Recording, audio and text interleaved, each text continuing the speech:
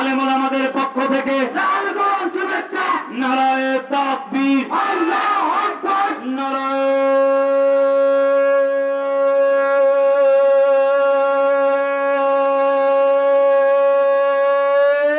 তাকবীর। করোনা বেদাত করোনা, আল্লাহ ছাড়া কারো কাছে মাথা নত করোনা।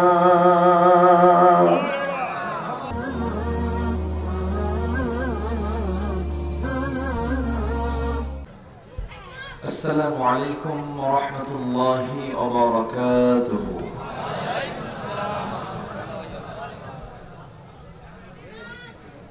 إن الحمد لله الأكرم الذي خلق الإنسان وكرمه وعلمه من البيان ما لم يعلم، فسبحان الذي لا يحصى امتنانه باللسان ولا بالقلم.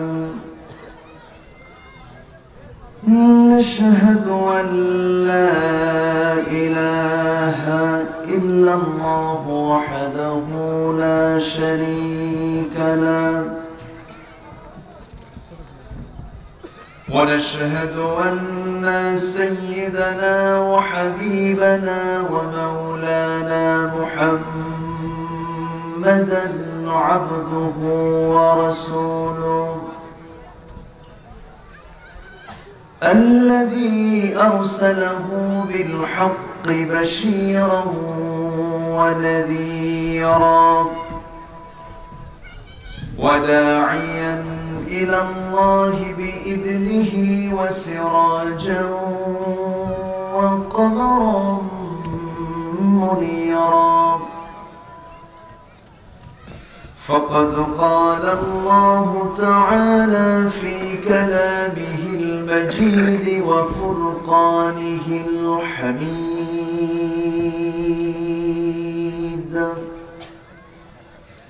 أعوذ بالله من الشيطان الرجيم. بسم الله الرحمن الرحيم.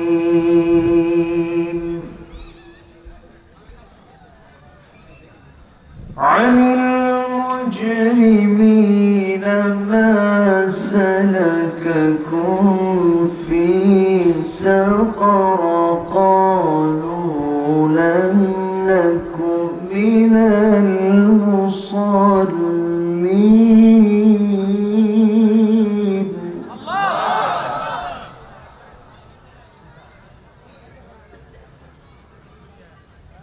قالوا لم نكن من المصلين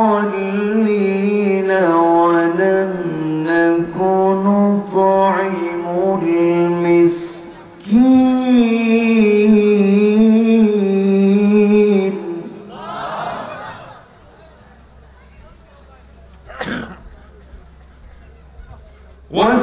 وكنا نخوض مع الخائضين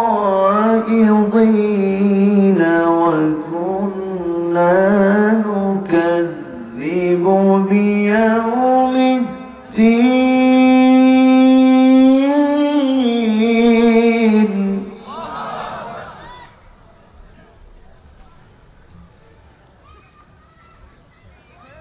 الله أكبر. بسم الله الرحمن الرحيم.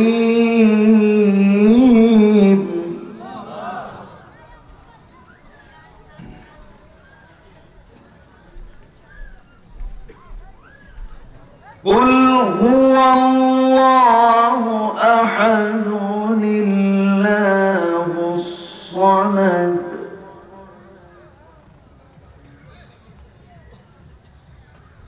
لم يلد ولم يولد ولم يكن له كفوا أحد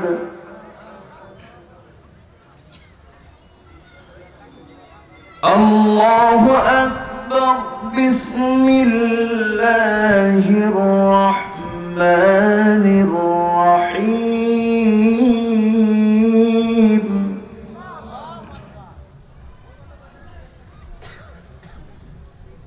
إن الله وملائكته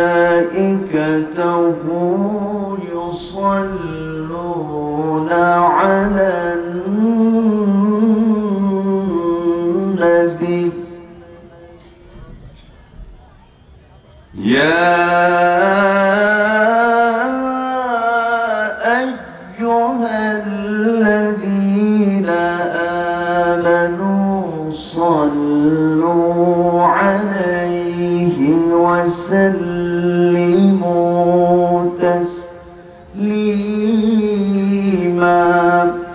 اللهم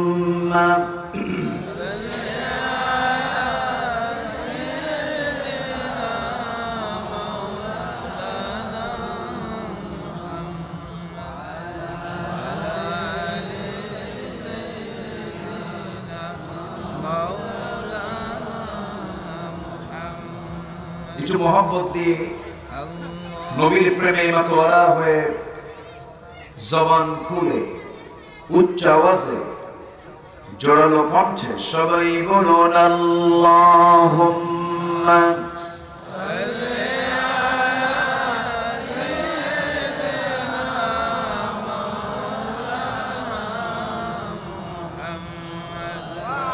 وعلى آل سيدنا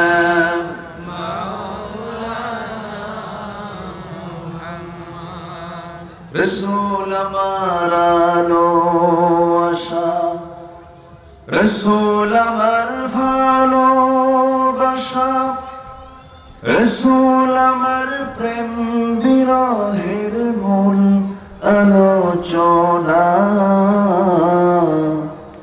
রসূল আমার কাজে করবে অনুপ্রেরণা আল্লাহুম্মা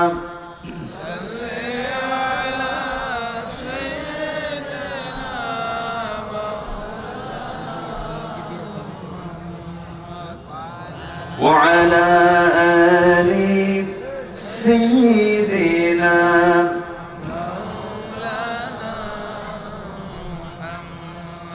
সবাই বলুন বালাগাল উলা বিকামালিহি কাশাফাত তুজা বিজামালিহি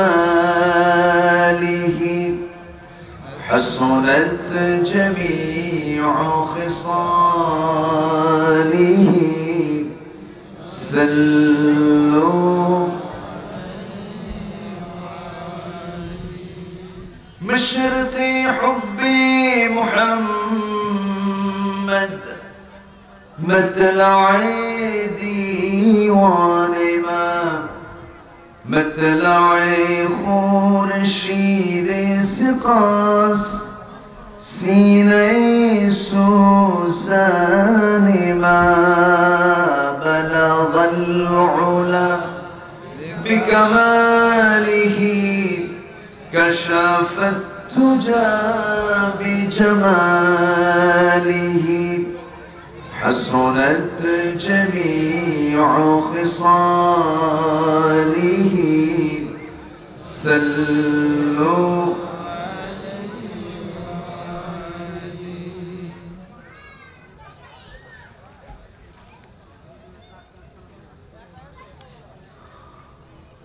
যমুনার তীর ঘেঁষা যমুনার তীরবর্তী জেলা সিরাজগঞ্জ জেলার বেলকুচি উপজেলার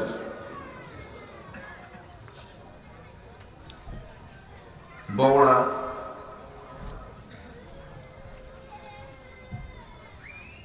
মাহফিল ইন্তজামি কমিটি কর্তৃক আয়োজিত দুদিনব্যাপী তাফসীরুল কুরআন মাহফিল 2020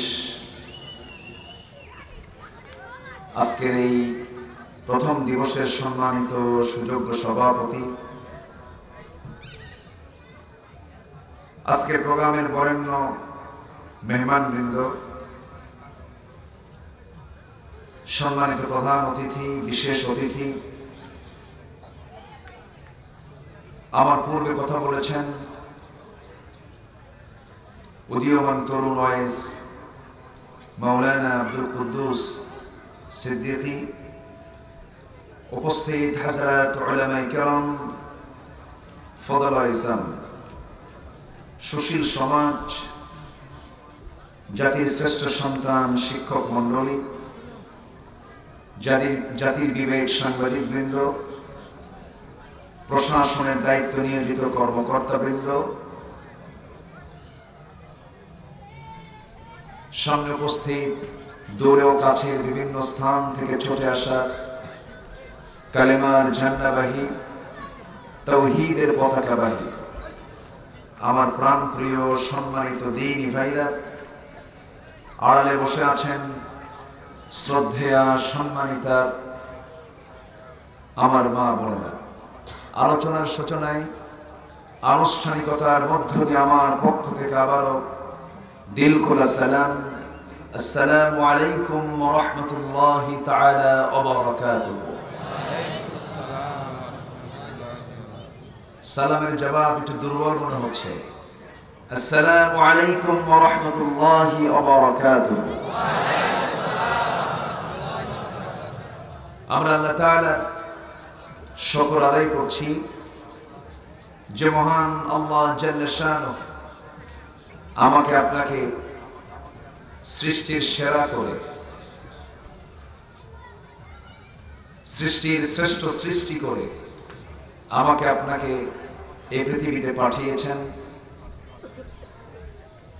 আমরা মানুষ হিসেবে পৃথিবীতে আসতে পেরেছি, যে মানুষের মর্যাদা পৃথিবীর সকল সৃষ্টির উপরে, এমনকি ফেরেশতার চেয়েও শ্রেষ্ঠ হলো মানুষ। যে মহান আল্লাহ সুবহানাহু ওয়া তাআলা, যে মহান প্রভু আমাকে এমন মর্যাদা দিলেন, সারাদিনের সকল ব্যস্ততা কাভার করে যখন আমরা ধীরে ধীরে বিশ্রামের দিকে চলে যাব, বিছানায় চলে যাব, ঠিক সেই মুহূর্তে আমরা বসে আছি এমন একটি জান্নাতের বাগানে, কোরআনের এই ফুল বাগানে আমরা আসতে পেরেছি। যে আমাকে আপনাকে আসার বসার তৌফিক দিলেন, শুকর আদায় করছি, বলছি মুহাব্বাতান আলহামদুলিল্লাহ। আবারও বলছি আলহামদুলিল্লাহ।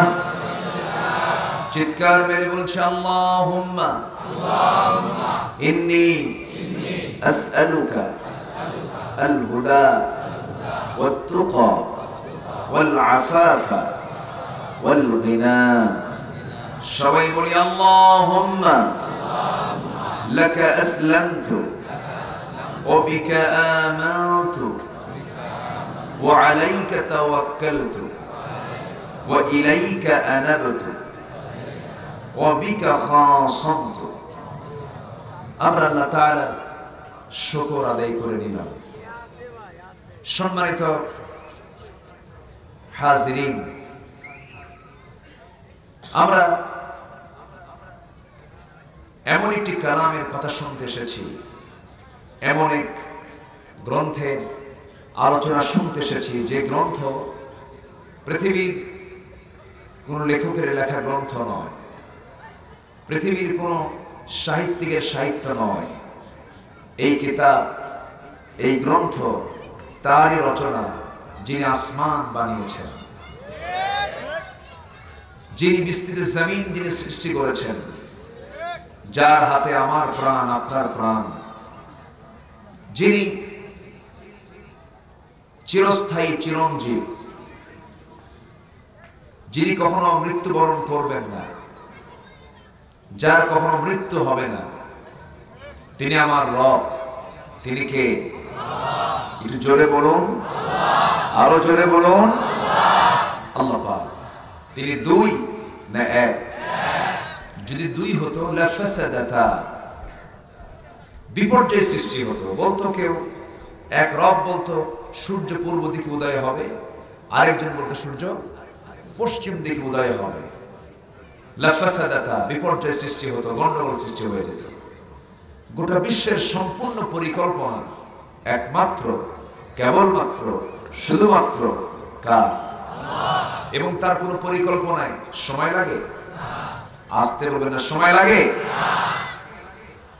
চুল পরিমাণ সময় তার লাগে না, মাইক্রো সেকেন্ডও লাগে না।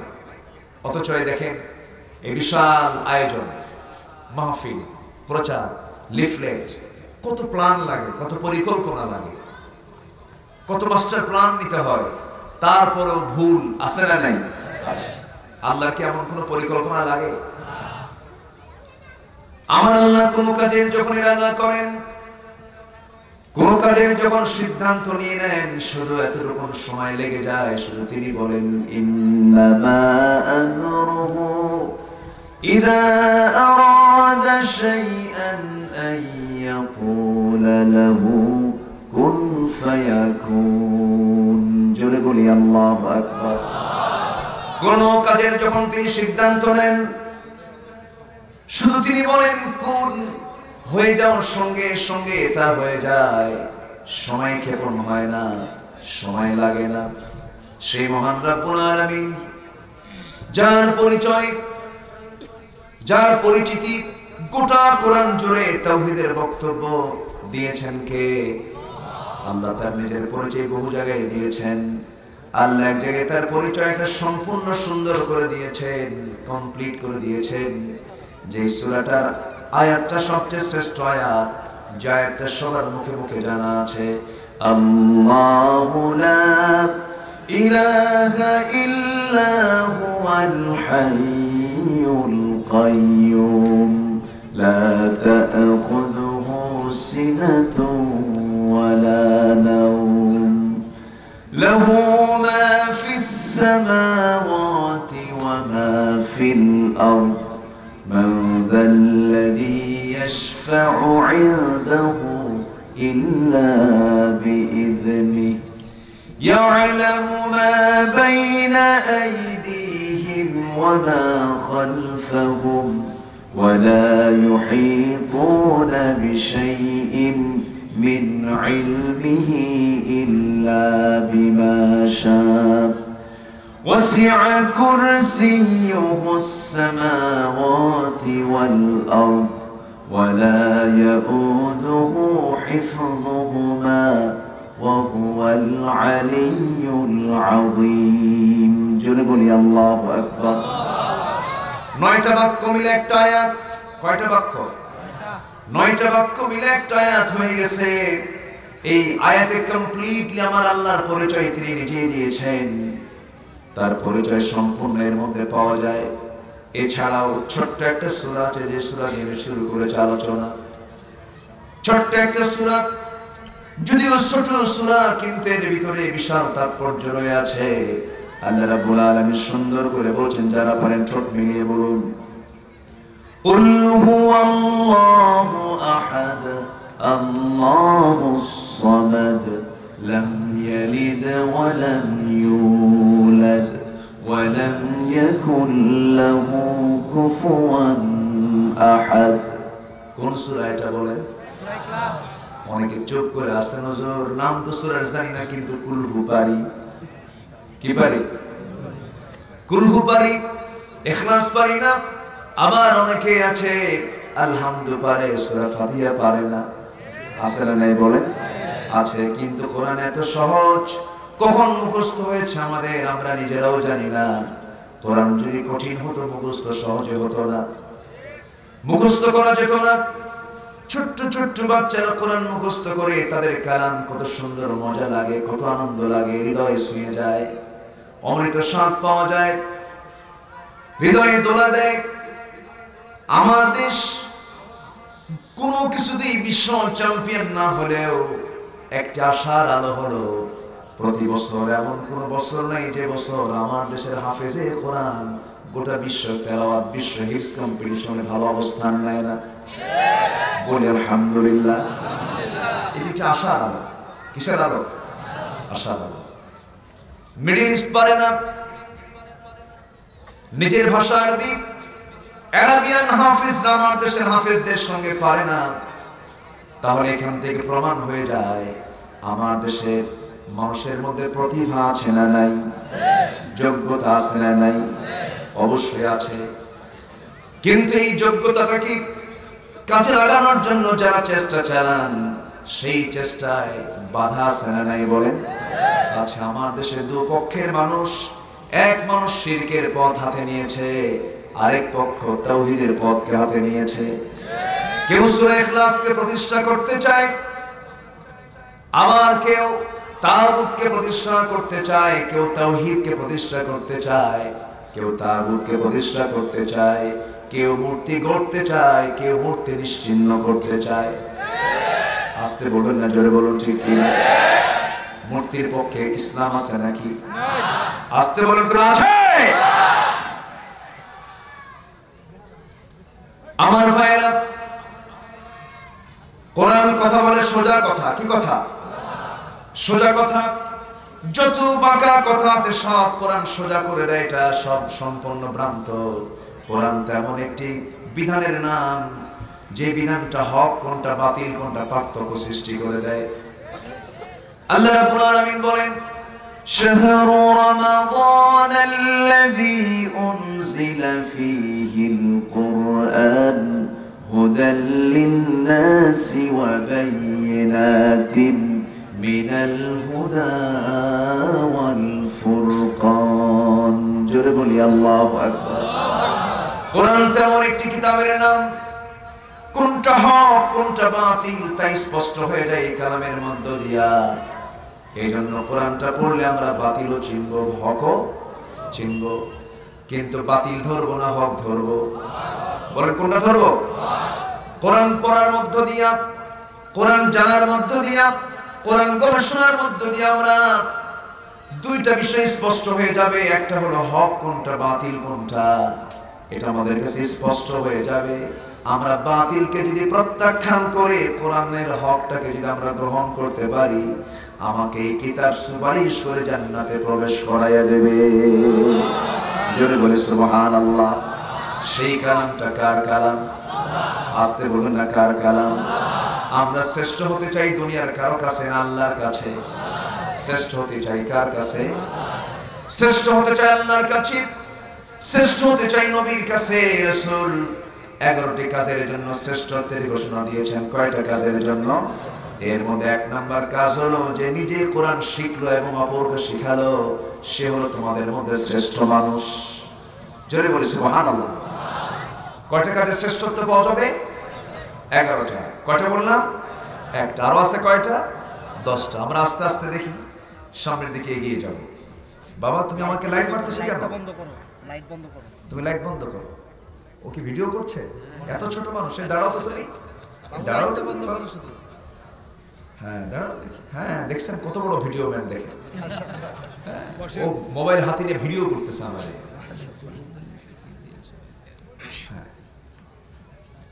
চিন্তা করা যায় আজকে ছেলেরা কত আধুনিক, খুব আধুনিক। মানে ওর যে ওজন তার চেয়ে মোবাইলের ওজন বেশি, ঠিক কি না? সম্মানিত ভাইরা, আগুন বড় মানুষের হাতে থাকলে আগুন দিয়া সে কি বাড়িতে আগুন জ্বালাই দেবে? বড়র হাতে আগুন থাকলে সে আগুনটাকে প্রপারলি ইউজ করবে। আর শিশুর হাতে যদি আপনি আগুন দেন আর ফুল দেন, ও কোনটা নেবে? আগুনই নিবে, নিয়ে মুখের মধ্যে নেবে। আজকে এই প্রযুক্তির যে ব্যবহার, মিসইউজ আছে না নাই? আছে। সন্তানদেরকে আমাদের সাবধান করে রাখতে হবে, সতর্ক করে রাখতে হবে। এটি লেভেল পর্যন্ত ওদের হাতে এই প্রযুক্তি তুলে দেওয়া যাবে না, একদম যেটা অ্যাটম বোমের চেয়েও মারাত্মক, ঠিক কি না? খেয়াল রাখতে হবে। দেখেন এরপরও ভিডিও করতেছে। হ্যাঁ, তুমি বসো, দরকার নেই, তুমি বসো বাবা, তুমি থুয়ে দাও। হ্যাঁ, তুমি বসো। সম্মানিত ভাইরা, আমরা শ্রেষ্ঠত্ব পেতে চাই কারো কাছে না, আমরা শ্রেষ্ঠত্ব পেতে চাই আমার আল্লাহর কাছে, আমার রাসূলের কাছে। রাসূল যাকে শ্রেষ্ঠ বলবেন রাসূল যে কাজকে শ্রেষ্ঠ বলবেন সেই কাজ আমরা বেছে নেব। রাসূল বলেছেন খায়রুকুম মান তাআল্লামাল কুরআনা ওয়া আল্লামা, যে নিজে কোরআন শিখলো অপরকে শিখালো সে তোমাদের মধ্যে শ্রেষ্ঠ। জোরে বলে সুবহানাল্লাহ। তাহলে শিখলো এবং শিখালো, এর মধ্যে কি মাহফিল পড়ে না? আসতে কর কেন? মাহফিল পড়ে কিনা? তাহলে এটা কি নিকৃষ্ট কাজ না শ্রেষ্ঠ কাজ? যারা এই কাজকে বন্ধ করে সিনেমা হলকে চালু করে করোনার সময়, ওদের মতলব কি ভালো? ওদের কি মতলব ভালো? যে যে জায়গায় মাহফিল গুলো বন্ধ করা হচ্ছে, অবিলম্বে এই মাহফিল গুলোকে চালু করে দেওয়া হোক। মাহফিল গুলো হচ্ছে দেশের মানুষের জন্য একটা নিয়ামত, আদর্শ নাগরিক তৈরির একটা বিশাল বড় মাধ্যম। যেখানে মাহফিল হবে সেখানে যাত্রা হবে না, যেখানে মাহফিল হবে সেখানে নাটক সিনেমা হবে না। গার্মেন্টস চলবে, আছে না নাই? গার্মেন্টস কি বন্ধ আছে? একটা গার্মেন্টসের ফ্যাক্টরিতে লক্ষ লক্ষ শ্রমিক কাজ করছে, গায়ে গায়ে মিলে, হাতে হাতে মিলে। ওই জায়গায় করোনা নাই। যত করোনা মাহফিলে ঢোকে না, এখানে কি গাঁজা খেয়ে আসে মানুষ? যেখানে গাঁজা খায়া যায় সেখানে বন্ধ করো না। এখানে যারা আসে তাদের কপালে আছে সেজদার চিহ্ন। এখানে যারা আসে তারা হাত পা চোখ সব ধুয়ে ওযু বানায় আমার মাহফিলে আসে। ইসলাম সবচেয়ে শ্রেষ্ঠ স্বাস্থ্যবিধি দিয়েছে, তার নাম হলো ওযু। ওযুর চেয়ে শ্রেষ্ঠ স্বাস্থ্যবিধি পৃথিবীতে আর নাই। আমাদেরকে শিখান না? সম্মানিত ভাইরা, এই মাহফিল উচিত ছিল এদেশের জনগণ নিজের পকেটের টাকা খরচ করে মাহফিল করায়। উচিত ছিল গভর্নমেন্টকে এটা মাথায় নিয়ে মাহফিলের পরিমাণ আরো বাড়ায় দিয়া জাতির চরিত্র ঠিক করা দরকার ছিল। তা তো হবে না। চরিত্র ভালো হলে যে ওদের চরিত্র খারাপ, ওদের তো ভয় একটাই, ওদের চরিত্র খারাপ সবাইকে বলবো না, একটা অংশ আছে না নাই? আসতে বলবেন না, আছে না নাই? নাইট ক্লাবে কোন আলেমকে খুঁজে পাবেন না, মদের বোতল নিয়ে আপনি কোন আলেমকে খুঁজে পাবেন না। কারা যায়? কারা যায়? কথা বললেই তো দোষ হয়ে যায়। আলোচনা করব, আলোচনা চালাবো। বেলকুচিতে আসতেই পারি না, বহুদিন হলো। আজকে আসছি, কিছু কয়া যায়, কিছু বলে যায়, কয়া যায়। এই এলাকার ভাষা না এটা, কিছু কয়া যায়, দেখা যায়। জোরে বলি ইনশাআল্লাহ, আরো জোরে বলি ইনশাআল্লাহ। শুধু তাহাজ্জুদের প্রচার করে আর নামাজি বান্দার পরিচয় দিয়া, যায় নামাজ খোঁজার পরিচয় দিয়া, তসবিহ খোঁজার পরিচয় দিয়া জান্নাত পাওয়া যাবে না। জান্নাত পেতে হলে কাজ করতে হবে। আল্লাহ কথায় বিশ্বাসী না, আল্লাহ কাজে বিশ্বাসী। আল্লাহ কিসে বিশ্বাসী? কাজে। খালি কথায় বললে হবে না। আল্লাহ রাব্বুল আলামিন বলেন, লিমা তাকুলুনা মা লা তাফআলুন কাবুরা মাকতান ইনদাল্লাহ। সূরা সাফের শুরুর দিকে বলা হচ্ছে, তোমরা সেই কথা কেন বলতে যাও যা তুমি নিজে করো না। আমার বন্ধুগণ, 1971 থেকে শুরু করে নিয়ে 2020 সাল পর্যন্ত যতজন ক্ষমতা এসেছে, নির্বাচন যখন আসছে, সবাই ধর্মের দোহাই দিয়ে জনগণের সামনে গেছে। ঠিক কিনা বলে? মাথায় টুপি লাগিয়েছি, আলহাজের খেতাব লাগিয়েছি, কোরআন সুন্নাহ বিরোধী কোন আইন পাস হবে না, এই সমস্ত মুসলিকাগুলো দিয়েছে। ইসলামের পক্ষে আমরা কাজ করব, এই সমস্ত কথাগুলো বলেছে। নিঃসন্দেহে প্রমাণ হয়ে যায় তারাও জানে এই জাতি ইসলাম ছাড়া কিছু বোঝে না। কিন্তু জাতি শুধু ধোঁকাই খাইবে, ঠিক কিনা? কিন্তু এই ধোঁকা আর খেতে চাই না আমরা। এখন ধোঁকা খাবো না, আর খেতে চাই না। তাহলে কোন পদ্ধতি অবলম্বন করতে হবে, সেই পদ্ধতি খোঁজার দরকার একজন সচেতন ইমানদারের। আছে না নাই? আসতে বলবেন না, আছে না নাই? আসুন একটু লাইনের দিকে আসি। শ্রেষ্ঠ আমি রাসূলের কাছে হতে হলে, আল্লাহর কাছে হতে হলে কয়টি কাজ? এর মধ্যে কয়টা বলেছি? নিজে কোরআন শিখবো, অপরকে শিখাবো। জোরে বলি ইনশাআল্লাহ। আর কোরআন শিখলে নামাজ হবে না? হবে না নামাজ? আর কোরআন না শিখলে নামাজ হবে? লা সালাতা ইল্লা বি ফাতিহাতিল কিতাব। সূরা ফাতিহা ছাড়া নামাজই হবে না, সূরা ছাড়া নামাজই হবে না। এজন্য সূরা শেখা আগে না নামাজ আগে? বলেন বলেন বলেন বলেন। শিখতে হবে আগে, দুটোই জরুরি। কোরআন শেখাও জরুরি, নামাজটাও জরুরি। তবে হ্যাঁ, নতুন কোন মুসলমান, নতুন কোন অন্য ধর্মের মানুষ যদি কালেমা পড়ে ফেলে, কালেমা পড়ার সঙ্গে সঙ্গে তার জন্য নামাজটা কি হয়ে গেল? ফরজ হয়ে গেল। এখন তো তার সূরা মুখস্থ হয়তো বা নাই। সেই ক্ষেত্রে সে কি করবে?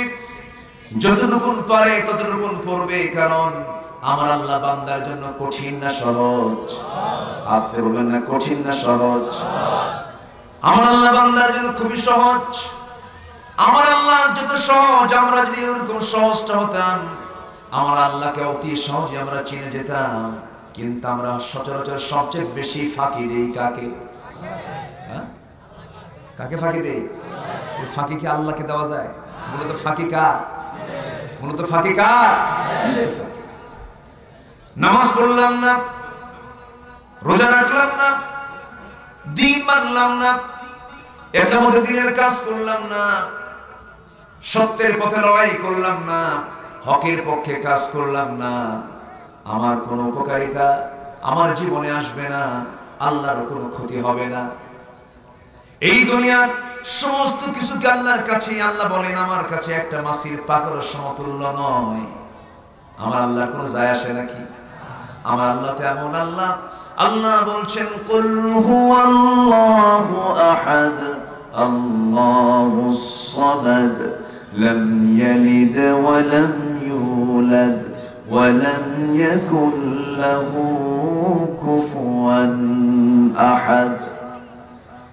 তার সমকক্ষ কেউ নাই। তিনি সেই মহান রব, তিনি বলছেন বান্দারে এই পৃথিবীতে কত সৃষ্টি আমি সুন্দর করে বানিয়েছি, কত কিছু, কত প্রাণীকে আমি সৃষ্টি করেছি। সকল প্রাণীর উপর আমি তোমাকে মর্যাদা দিয়েছি, বিশেষ মর্যাদা দিয়ে আমি তোমাকে দুনিয়াতে পাঠিয়েছি। তোমার দাম ফেরেশতার চেয়ে বেশি, তোমার দাম সকল জিনের চাইতে, সকল প্রাণীর চাইতে বেশি। সকল সৃষ্টির উপরে তোমাকে মর্যাদা দিলাম। কেন? মানুষ ফেরেশতার চেয়ে শ্রেষ্ঠ কেন? অন্য সৃষ্টির উপরে মানুষ শ্রেষ্ঠ কেন? অন্যতম কারণ হলো প্রত্যেকটা প্রাণীকে আল্লাহ রাব্বুল আলামিন পৃথিবীতে পাঠিয়েছেন, তাদের মধ্যে কামনা বাসনা আছে কিন্তু বিবেক বুদ্ধি নাই। আবার ফেরেশতা আল্লাহ রাব্বুল আলামিন সৃষ্টি করেছেন যাদের মধ্যে কামনা বাসনা নাই কিন্তু বিবেক বুদ্ধি আছে। আর আল্লাহ মানুষকে সৃষ্টি করেছেন, বিবেক বুদ্ধিও দিয়েছেন, কামনা বাসনাও দিয়েছেন। যে বান্দা বিবেক বুদ্ধি খাটায়া কামনা বাসনাকে যদি ইসলামের মাধ্যমে যদি সুন্দর করে নিয়ন্ত্রণ করে করতে পারে, চালাতে পারে, ওই বান্দার মর্যাদা ফেরেশতার চেয়ে শ্রেষ্ঠ হয়ে যায়। জোরে বলি সুবহানাল্লাহ। আর যদি বিবেকহীন হয়ে যায়, ঈমানহীন হয়ে যায়, আমলহীন হয়ে যায়, তখন হয়ে যায় সে চতুষ্পদ জন্তুর চেয়েও জঘন্য। এরকম নিকৃষ্ট গোলাম তো বাংলার জমিনে নাই। আসতে বলবেন না, আছে না নাই? নিকৃষ্ট গোলাম তারাই যারা আলেমদের ঘাড় মটকা দিতে চায়। তোমরা আলেমদের ঘাড় মটকাতে চাও, আলেমরা যদি ঘাড় মটকায় দাও, তোমার বিয়ে পড়াবে কে? তোমার সন্তানের ইলমের জন্য, কোরআন হাদিস বোঝার জন্য তোমাকে শিখাবে কে? আলেমদের ঘাড় মটকায় দাও। এই কথা কি ছোটখাটো কোনো কথা? এই কথা ছোটখাটো কোনো কথা? অনেক কথা বলেছ, শুনেছি আমরা। ভেবো না মোল্লার দৌড় শুধু মসজিদ পর্যন্ত না, এখন মোল্লারাই দেশ চালাতে পারে। এই যোগ্যতা মোল্লাদের আছে না নাই? যাদের কোরআন শেখার মর্যাদা আছে, তাদের যোগ্যতা আছে, তাদের সব কিছু চালানোর যোগ্যতা আছে। সম্মানিত ভাইয়েরা, অনেক কথা আস্তে আস্তে করে আজকে শোনাবো। জোরে বলি ইনশাআল্লাহ, জোরে বলি ইনশাআল্লাহ। আমার আওয়াজ, আমার কথা সবার কানে কি যাচ্ছে? সবার কানে কি সাপ্লাই হচ্ছে? সবাই কি শুনতে পাচ্ছেন? মাহফিলের যে অ্যাকোমোডেশন খুবই সুন্দর, তার অনেক সুন্দর তার আয়োজন করেছেন। এই প্রতিকূল পরিবেশ বলবো আমি, গোটা পৃথিবী জুড়ে এখন করোনা আতঙ্ক।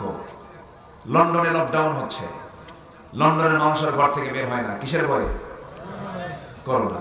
কেউ মুসাফা করে না, কেউ মোয়ানাকা করে না, আলিঙ্গন করে না, কেউ ধরে না, কেউ কাউকে ছয় না।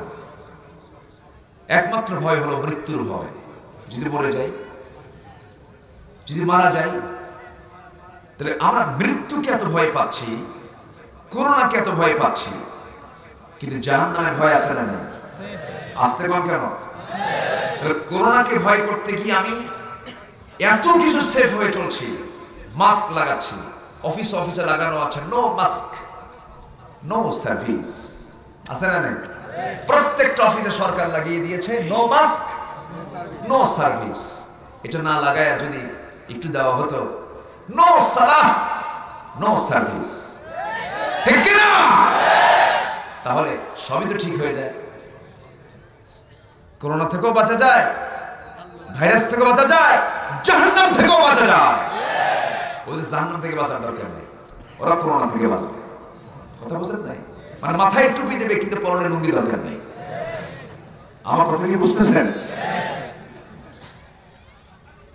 নো মাস্ক নো সার্ভিস শুধু নয়, ঠিক আছে মাস্ক লাগান, কারণ ভাইরাসটা খুবই সূক্ষ্ম। আমি স্বাস্থ্যবিধিকে কখনো অমান্য করছি না, কারণ মিডিয়া এখানে আসছে, হয়তো কোন কথা কোন তার সঙ্গে লাগাইয়া প্যাঁচ লাগাইয়া কোন দিকে কোন বিপদে ফালাইয়া দিবেন, কিন্তু বিপদ কিছুই বিপদ না, কারণ বিপদকে আমি আলিঙ্গন করেছি বহু আগে। কোনো সমস্যা নেই, মরেই তো যাবো ভাই, এত চিন্তা করে লাভ আছে? যদি বাস্তব যুগের পর যুগ কিয়ামত পর্যন্ত, তাহলে না হয় বাঁচার চেষ্টা করতাম। মরেই যাবো, ট্রেন তো একটাই, কেউ আগের বগিতে যায়, কেউ পিছনের বগিতে যায়, লাইন তো একটাই। বাঁচবো এক মুহূর্ত, বাতিলদের সামনে মাথা নত করতে পারবো না আমরা। রাজি আছেন কারা কারা? হাত উঁচু করে দেখা।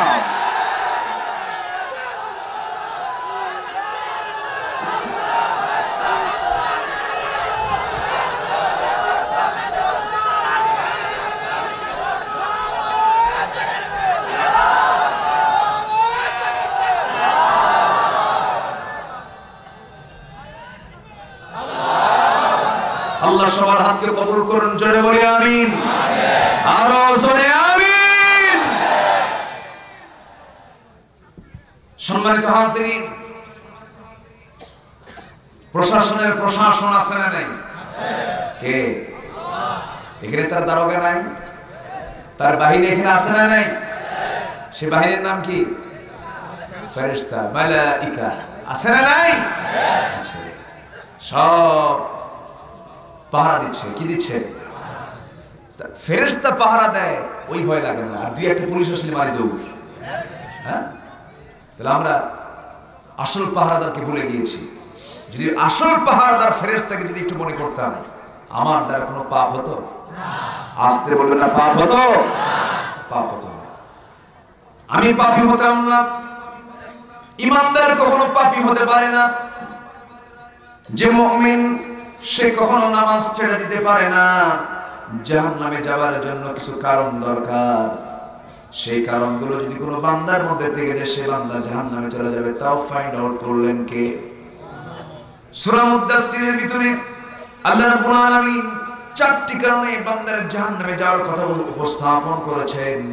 আল্লাহ রাব্বুল আলামিন সুন্দর করে বলছেন, আলিল মুজরিমিনা মা সালাকাকুম ফি সাকার ক্বালু লাম নাকু মিনাল মুসাল্লিন। জোরে বলি আল্লাহু আকবার। কয়টা কাজে আমরা শ্রেষ্ঠ হব বলেন? কয়টা? আর কয়টা কারণে বান্দা জাহান্নামে যাবে? চারটা কারণ। মনে থাকবে তো সবার?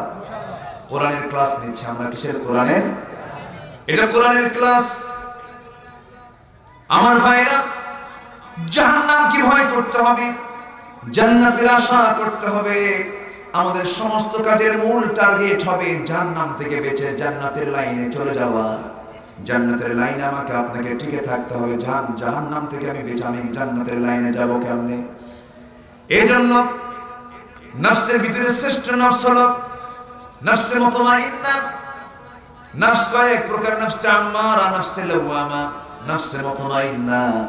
আল্লাহ নফসে মুতমাইন্নাকে ডাক দিয়ে বলছেন, ইয়া আইয়াতুহান নাফসুল মুতমাইন্নাতু ইরজিই ইলা রাব্বিকি রাদিয়াতান মারদিয়াহ ফাদখুলি ফি ইবাদি ওয়াদখুলি জান্নাতি। হে প্রশান্ত আত্মা, হে পুণ্যময় আত্মা, আমার বান্দা হয়ে যাও, আমার জান্নাতে প্রবেশ করো। আজকে তোমাকে কেউ বাধা দেবে না। আল্লাহ যদি কোনো বান্দাকে জান্নাতে যাওয়ার জন্য অর্ডার করেন, সেই বান্দাকে কেউ জাহান্নামে নিতে পারবে নাকি? আসতে বলবেন না, পারবে নাকি? আমরা নিতে চাই কিসের অর্ডার? জান্নাতের অর্ডার। কার কাছ থেকে? আল্লাহর কাছ থেকে। আমার ভাইরা, সেই জান্নাত পেতে হলে এই দুনিয়াতে যে বান্দা কাঁদবে বেশি, সেই বান্দা আখিরাতে হাসবে বেশি। যে বান্দা দুনিয়াতে হাসবে বেশি, সেই বান্দা আখিরাতে কাঁদবে বেশি। এখন বলুন তো দুনিয়াটা মূলত হাসার জায়গা না কান্নার জায়গা? বলেন বলেন বলেন। কিন্তু বলে খাও দাও ফুর্তি করো, দুনিয়াটা আছে না নাই? আচ্ছা, অথচ এই দুনিয়াটা হলো কান্নার জায়গা।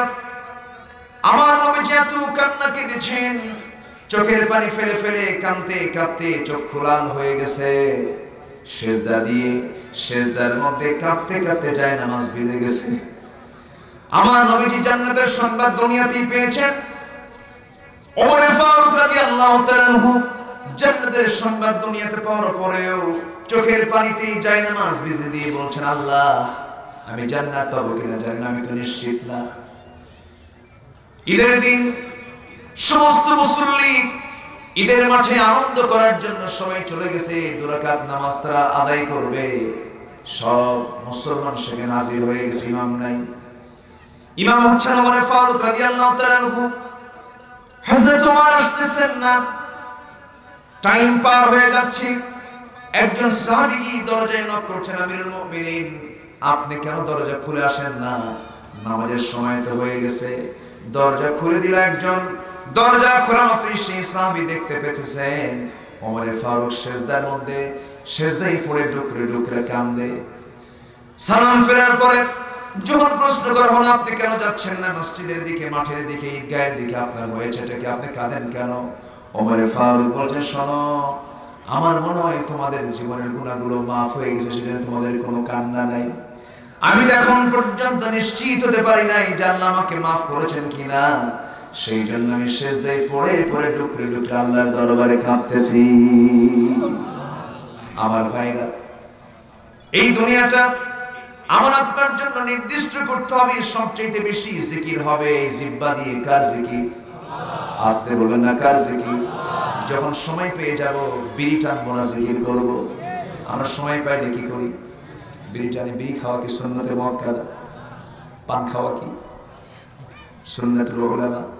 হ্যাঁ, সুন্নাতুল উলামা। লা তুকসিরুল কালামা বিগাইরি যিকরিল্লাহ ফাইন্না কাসরাতুল কালামি বিগাইরি যিকরিল্লাহ কাসওয়াতুল লিল কলব।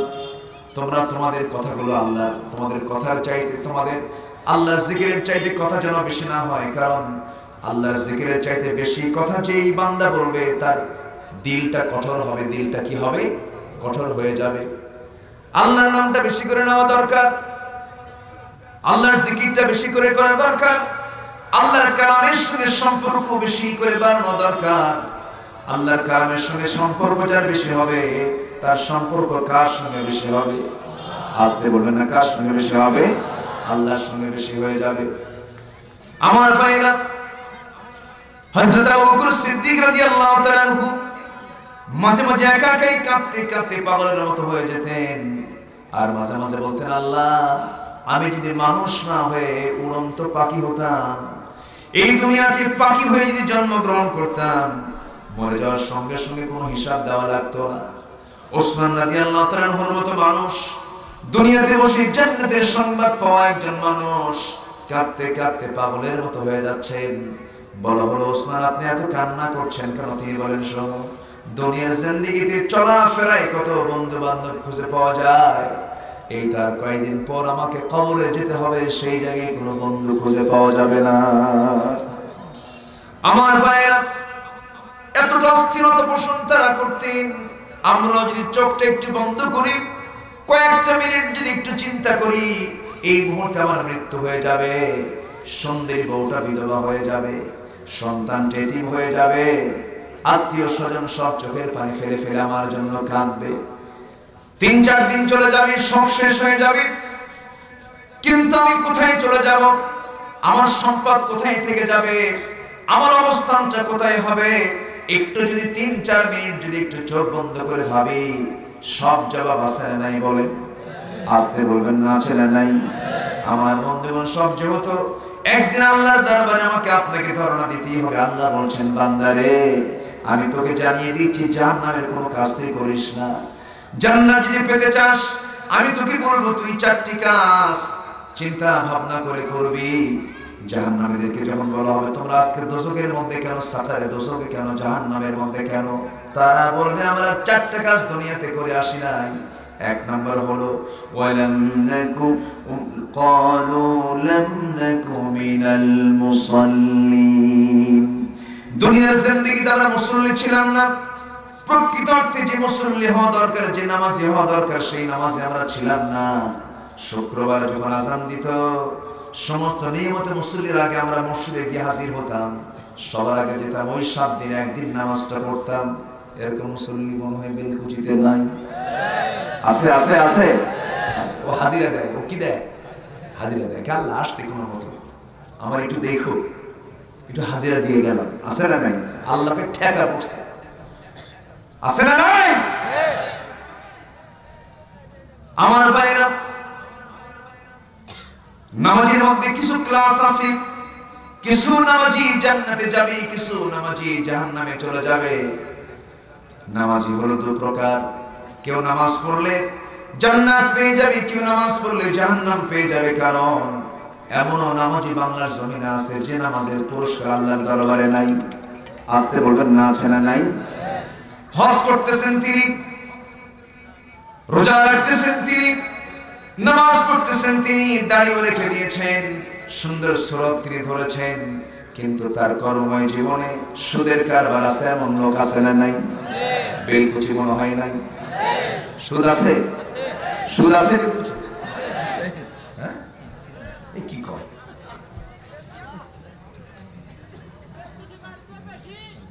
হ্যাঁ, ইনশাআল্লাহ।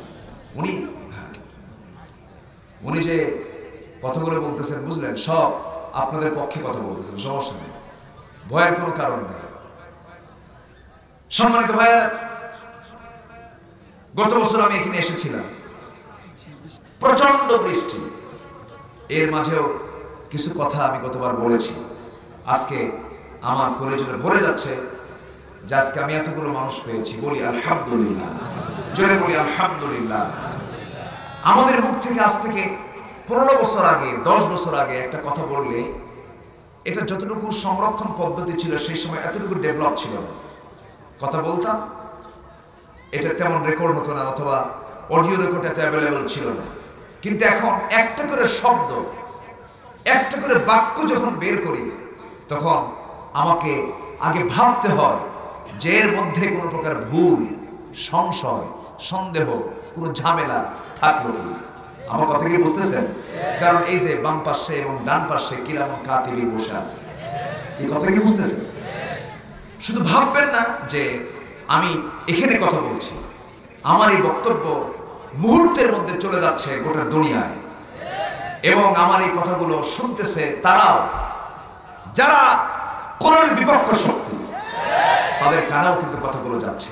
এবং সেই দাওয়াতের ক্ষেত্রেও কি পদ্ধতি অবলম্বন করতে হবে কোরআনের দাওয়াত দিতে গেলে, সেই পদ্ধতি কোরআনে আছে না নাই? আছে না নাই? গরম গরম বক্তৃতা দেওয়া এটা একটা বিষয়, আর হিকমতের সাথে, বিজ্ঞতার সাথে কথা বলা এটা আরেকটা বিষয়, ঠিক কি না? ইদফা বিল্লাতি হিয়া আহসান, ইহসান আহসানের দ্বারা, উত্তম আচরণের দ্বারা তুমি প্রতিবাদ করো। রাসূল কাউকে ধমক দিয়ে কোনো কিছু বলেছেন? রাসূল কাউকে জোর করে, কাউকে ঘাড় মটকায় দিয়া কোরআন বোঝাতে চেয়েছেন? না। কোরআন হলো শান্তির বাণী। কিসের বাণী? কিন্তু রাসূলকে নিয়ে কথা বলবা আমরা ছেড়ে দেব না, ঠিক কি না? কোরআনকে নিয়ে কথা বলবা, আমরা ছাড়বো না, আমরা ছাড়বো না। জগতের শ্রেষ্ঠ সন্তান আলেমদের দ্বারা ঘাড় মটকা দেওয়ার কথা বলে আমরা শুদ্ধ ভাষায় জবাব দেব। এমন উদ্যত্ত আচরণ করবেন না। আলেমরা খাবে না, যদি খাবে ওই সমস্ত আলেম বিদ্বেষী কোরআন সুন্নাহ বিরোধী অপশক্তির স্থান বাংলার জমিনে হবে না। সম্মানিত ভাইরা, আলেমকে আপনি ঘৃণা করেন? আপনি আলেমকে ঘৃণা করছেন? আপনার মাথায় থাকতে হবে, রাসূল নিজে বলেছেন, আল উলামা ওয়ারাসাতুল আম্বিয়া, আলেমরা হচ্ছে নবীর ওয়ারিস। জোরে করে সুবহানাল্লাহ। নবীর ওয়ারিস কারা? নবীর ওয়ারিস কারা? আলেমের চেহারার দিকে তাকালে সব পাওয়া যায়। এটা আস্তে করে সুবহানাল্লাহ। মহিলার দিকে তাকালে, মহিলার দিকে তাকালে পর মহিলা, নিজের বইয়ের দিকে তাকালে সব, আর পরের বইয়ের দিকে তাকালে, তবে নেত্রীর দিকে তাকালে গুনাহ নেই। নেত্রী তো ফেরেশতা, সওয়াব না গুনাহ? সওয়াব না গুনাহ? আমরা এদেশের আইনকে শ্রদ্ধা করি, আমরা আইনকে কখনো অশ্রদ্ধার চোখে দেখি না, কিন্তু আইনকে শ্রদ্ধা করতে গিয়ে কোরআনকে যদি পায়ের নিচে ফেলতে হয়, সেই সমস্ত বিধান আমরা মানতে চাই না। ঠিক কি না? কোরআন আগে না রাষ্ট্র আগে? কোরআন আগে না রাষ্ট্র আগে? দুনিয়ার আইন আগে না কোরআন আগে? কোরআন নিয়ে বাঁচতে চাই, কোরআন নিয়ে মরতে চাই, রাজি আছেন কারা কারা? হাত উঁচু করে দেখা।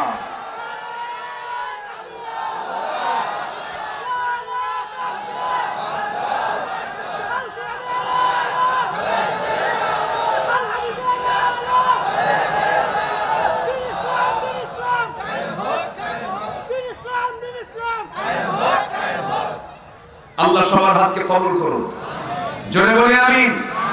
আজ থেকে 10 বছর আগে এই দেশে মসজিদ কম ছিল না বেশি ছিল? বলেন। এখন মাদ্রাসা কম ছিল না বেশি ছিল? এখন মাদ্রাসা কম না বেশি? তাহলে মাদ্রাসা কমেছে না বেড়েছে? মসজিদ? আচ্ছা, সুদের পরিমাণ কমছে না বাড়ছে? তাহলে এটা বাড়লো কেন? এটা কেন বাড়লো?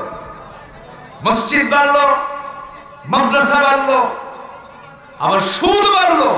এটা মসজিদ আর মাদ্রাসার বরকতে সুদ বাড়ছে।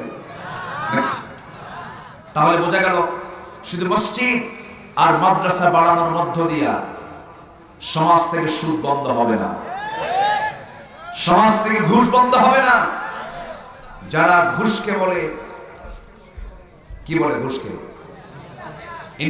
না, গিফট, গিফট। যারা ঘুষকে বলে গিফট, আছে না? সুদকে বলে ইন্টারেস্ট। সুদকে কি বলে?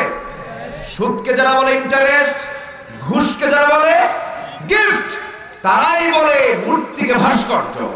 ঠিক কি না? মূর্তি আর ভাস্কর্য কি আমাদের বুঝাতে চায়? লাউ আর কদু কি? আন্ডার ডিম কি? যেই আন্ডা সেই ডিম, যেই লাউ সেই কদু। ঠিক কি না? কষ্ট হচ্ছে কেন?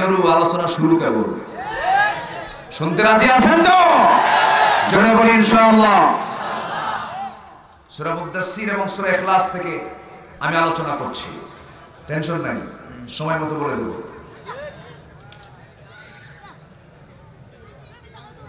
সম্মানিত বন্ধুগণ, যে দেশের দেওয়ালে দেওয়ালে এখনো নগ্ন ছবি আছে না নাই? মাদ্রাসা বাড়ায় লাভ কি? হ্যাঁ, লাভ আছে। মাদ্রাসা বাড়ান, মসজিদে বাড়ান, কিন্তু ওই দেওয়ালের নগ্ন ছবি বন্ধ করে আন্দোলন করতে হবে। খানকা কমছে না বাড়ছে? মুরিদের সংখ্যা কমছে না বাড়ছে? বিড়িখোর মুরিদ, কি খোর মুরিদ? বিড়িখোর, বিড়ি খায়, বাবা খোর, আছে না নাই? নামাজ নাই, এমন মুরিদ। মুরিদরে দেখলে পীরের চরিত্র বোঝা যায়। মুরিদ যদি গাঁজা খায়, ও তো মদ খায়। ঠিক কি না? এরকম দুষ্ট শয়তান আছে না নাই? কত যে বিচিত্র আমরা দেখি আমাদের চোখের সামনে, আমার বিচিত্র বাংলাদেশ, যে দেশে 90% মানুষ বিড়ি খায়। কি খায়? বিড়ি খায়। বিড়ির টান দেয় কি? পৌষ মাস আসলে আরো কমে না বাড়ে? মাঘ মাসে আরো বাড়ে। শীত যত বাড়ে বিড়ি খাওয়া তত বাড়ে। গা হিট করে। গা কি করে? হিট করে। হুজুর গা খুব ঠান্ডা হয়ে আছে তো একটু হিট করতেছে। আছে না নাই? আচ্ছা, তুমি বেনসন খাও, দিনে 500 টাকার বেনসন তোমার লাগে, 500 টাকাতে একটা সংসার চলে। আছে না নাই? আবার পান খায়, চুপচাপ থাকেন, মঞ্চে কোনো কথা বলা যাবে না। আবার পান খায়, পান খান, কোনো সমস্যা নেই। কেউ আছে পানে, কেউ আছে টানে। কেউ পানে আছে, কেউ টানে আছে। আপনি পান খান, পান আমিও খাই। পানের রস এটা আমার পেটের জন্য ভালো, আপনি খাবেন, কিন্তু অপরিমিত না পরিমিত? বলেন বলেন বলেন বলেন। অপরিমিত না পরিমিত? পরিমিত। হিসাব ছাড়া তো খাওয়া যাবে না। বেতন 10,000, পান খায় যায় 5,000। এরকম আছে না নাই? এরকম পান খাইতে গেছে কি? আপনি কি ছাগল? ডানে একটা, ডান গালে একখান, বাম গালে একখান, এরকম লোক আছে না নাই? আবার রাতে ঘুমের মধ্যে, ঘুমের ভিতর আছে না নাই? এরকম করে পান খায়। এত পান খায়।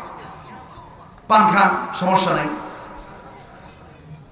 কিন্তু পানের সাথে আবার হাকিমপুরের রহমতুল্লাহ আলাইহি আছে না? হ্যাঁ, বাবার জবাবটা কেন? তো বাবা আর হাকিমপুরের মধ্যে যেটা আছে, বিড়ির মধ্যে কোনটা আছে? গাছ কয়টা? হ্যাঁ, রসুনের গোড়া কয়টা? যেটা হাকিমপুরি ওর মধ্যে যা, বিড়ির মধ্যে তা, মূল গাছ তো একটাই। কেউ পুড়ে খায়, কেউ ডাইরেক্ট মারে। কি কষ্ট হচ্ছে? একটা গ্রুপ আমাকে আজকে থেকে আর দেখতে পারবে না। হুজুর আমাদের তো ইজ্জত শেষ করে দিলেন। এগুলো করা যাবে না। এগুলোর সাথে আমার রাসূলের সুন্নতের কোনো মিল, রাসূলের সুন্নতের কোনো মিল নাই। এগুলো করা যাবে না। একটু কান লাগে আমরা নবীর ভাষায় সর্বোত্তম 11 শ্রেণীর মানুষ।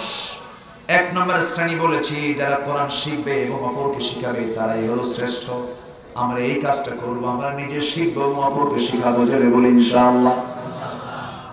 নাম্বার 2 হলো ইন্না খিয়ারাকুম আহাসিনুকুম আখলাকা। তোমাদের মধ্যে সেই লোকটাই শ্রেষ্ঠ যার চরিত্রটা সুন্দর, জোরে বলি সুবহানাল্লাহ। এখন কি চরিত্র লাগে? নেতা হওয়ার জন্য কি চরিত্র লাগে না টাকা লাগে? আসতে বলবে না, কি লাগে? টাকা লাগে। যোগ্যতার প্রয়োজন নাই, চরিত্রের প্রয়োজন নাই, টাকা হলেই নেতা হওয়া যায়। কিন্তু আমার রাসূল যে নেতৃত্বের যে গুণগুলো দেখেছেন, এর মধ্যে 1 নম্বর হলো চরিত্র। আমরা দেখবো, কি বলেন? চরিত্রটা দেখবো আগে, তাহলে আমরা শ্রেষ্ঠ হতে পারবো। নাম্বার 3 হলো তোমাদের মধ্যে সেই লোকটা শ্রেষ্ঠ যে ঋণ পরিশোধ করে। আমার দেশে ঋণ নিয়ে ঋণ পরিশোধ করার চিন্তা করা এমন মানুষ খুব বেশি না খুব কম? বলেন খুব বেশি না খুব কম? ঋণ নিয়েছে, টাকা ধার নিয়েছি, টাকা ধার নিয়ে আর দিতে চায় না। 1 মাসের কথা বলে 1 বছর চলে যায়, 2 বছর চলে যায়, 3 বছর চলে যায়, টাকা ঋণের কোনো শোধ নাই। যে পাওনাদার, যে টাকাটা পাবে, সেই লোকটার কাছে যখন গিয়ে বলে, ভাই আমি তো তোমার কাছ থেকে কিছু টাকা পেয়ে থাকি, তুমি আমাকে টাকাটাকে দিবা না? কমক দিন আসো। 2-3টা ডেট পার করার পরে আবার যখন চাইতে যাই, তখন ধমক মেরে বলে, তুমি আমাকে লোকজনের সামনে টাকা চাও, আমি তোমার টাকাই দেব না। আছে এরকম লোক? আছে। আবার কপালটা কালো বানাইছে, আছে নাকি? কপালটা কালো বানাইছে। আফসোস লাগে, আমার দেশের যত বড় বড় ধনী, তাদের ব্যাংকে তাদের লোন কম না বেশি? সবচেয়ে বেশি লোন কারা করে? বলেন, গরিব মানুষ না ধনী মানুষ? ধনী মানুষরা হাজার হাজার কোটি টাকা লোন করেছেন। আপনি ঋণ খেলাপি হয়েছেন। জনগণের টাকাগুলো আপনি একাই নিয়ে লোন করে করে সব শেষ সম্পন্ন করলেন। আপনি আল্লাহর কাছে রাসূলের কাছে নিকৃষ্ট মানুষ। আর উত্তম মানুষ তো সেই লোকটা যে লোকটা ইন্না খিয়ারুকুম আহসানুকুম কদা, যে লোকটা ঋণ পরিশোধ করবে সেই লোকটা আল্লাহর কাছে শ্রেষ্ঠ, রাসূলের কাছে শ্রেষ্ঠ। ঋণ মুক্ত জীবন আমরা চাই, ঈমান যুক্ত জীবন, ঋণ মুক্ত জীবন, ঠিক কি না? ঈমান যুক্ত জীবন, ঋণ মুক্ত জীবন। ঋণ মুক্ত জীবন করতে হবে, ঈমান যুক্ত জীবন করতে হবে, তাহলে আমি জান্নাত পেয়ে যাব। কারণ হাশরের ময়দানে শহীদের শাহাদাত ক্যান্সেল হয়ে যাবে ঋণের কারণে। শহীদের শাহাদাতকে বানচাল করা হবে ঋণের কারণে। এই ঋণের মারাত্মক পরিণতি যদি আজকে মুসলমানরা জানতো, ঋণ নিয়ে দুনিয়া থেকে বিদায় নিত না। এই জন্য ঋণের বোঝা আমরা গ্রহণ করব না।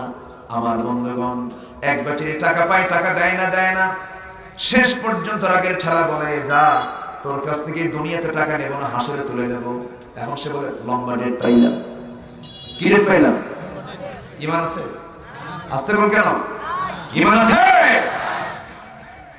লা ঈমানা লিমান লা হাদালা, তার ঈমান নাই, যার অঙ্গীকার ঠিক নাই, যার ওয়াদা ঠিক নাই, যে ঋণ পরিশোধ করবে না ইচ্ছা করে, যে 90% মুসলমান থাকার পরও তাদেরকে নামাজের জন্য বলা লাগে। এমন মুসলমান আমরা নামাজের জন্য আমরা আহ্বান করি। মুসলমান তো সেই আল ফারকু বাইনাল মুমিন ওয়াল কাফির, মুমিন এবং কাফিরের মধ্যে তফাৎ সৃষ্টি করে দেয় নামাজ। নামাজ যার নাই তার কিচ্ছু নাই, নামাজ যার আছে তার সবকিছু আছে। এই নামাজ আমরা সবাই কি করতে রাজি আছি নাকি?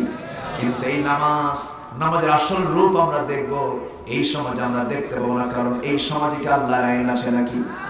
আসতে বলবেন না, আল্লাহর আইন আছে নাকি? দেখে দেন তো, আল্লাহর আইন আছে? এই সমাজে তো আল্লাহর আইন নাই। নামাজের বাস্তব রূপ কেমন হবে?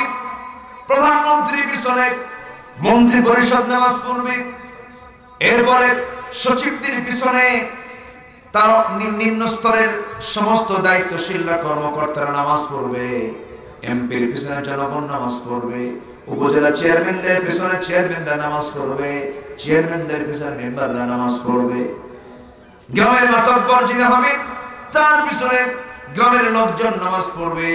এইরকম করে প্রত্যেকটা জায়গায় যখন নামাজের পরিবেশ সৃষ্টি হয়ে যাবে, আল্লাহর কসম করে বলি, নামাজটা যদি সমাজে চালু হয়ে যায়, রাষ্ট্রীয় পর্যায়ে সামাজিকভাবে যদি কার্যকর হয়ে যায়, আল্লাহর কসম সমাজ থেকে সকল প্রকারের দুর্নীতি, সুদ, ঘুষ, জেনা, ব্যভিচার বন্ধ হয়ে যাবে।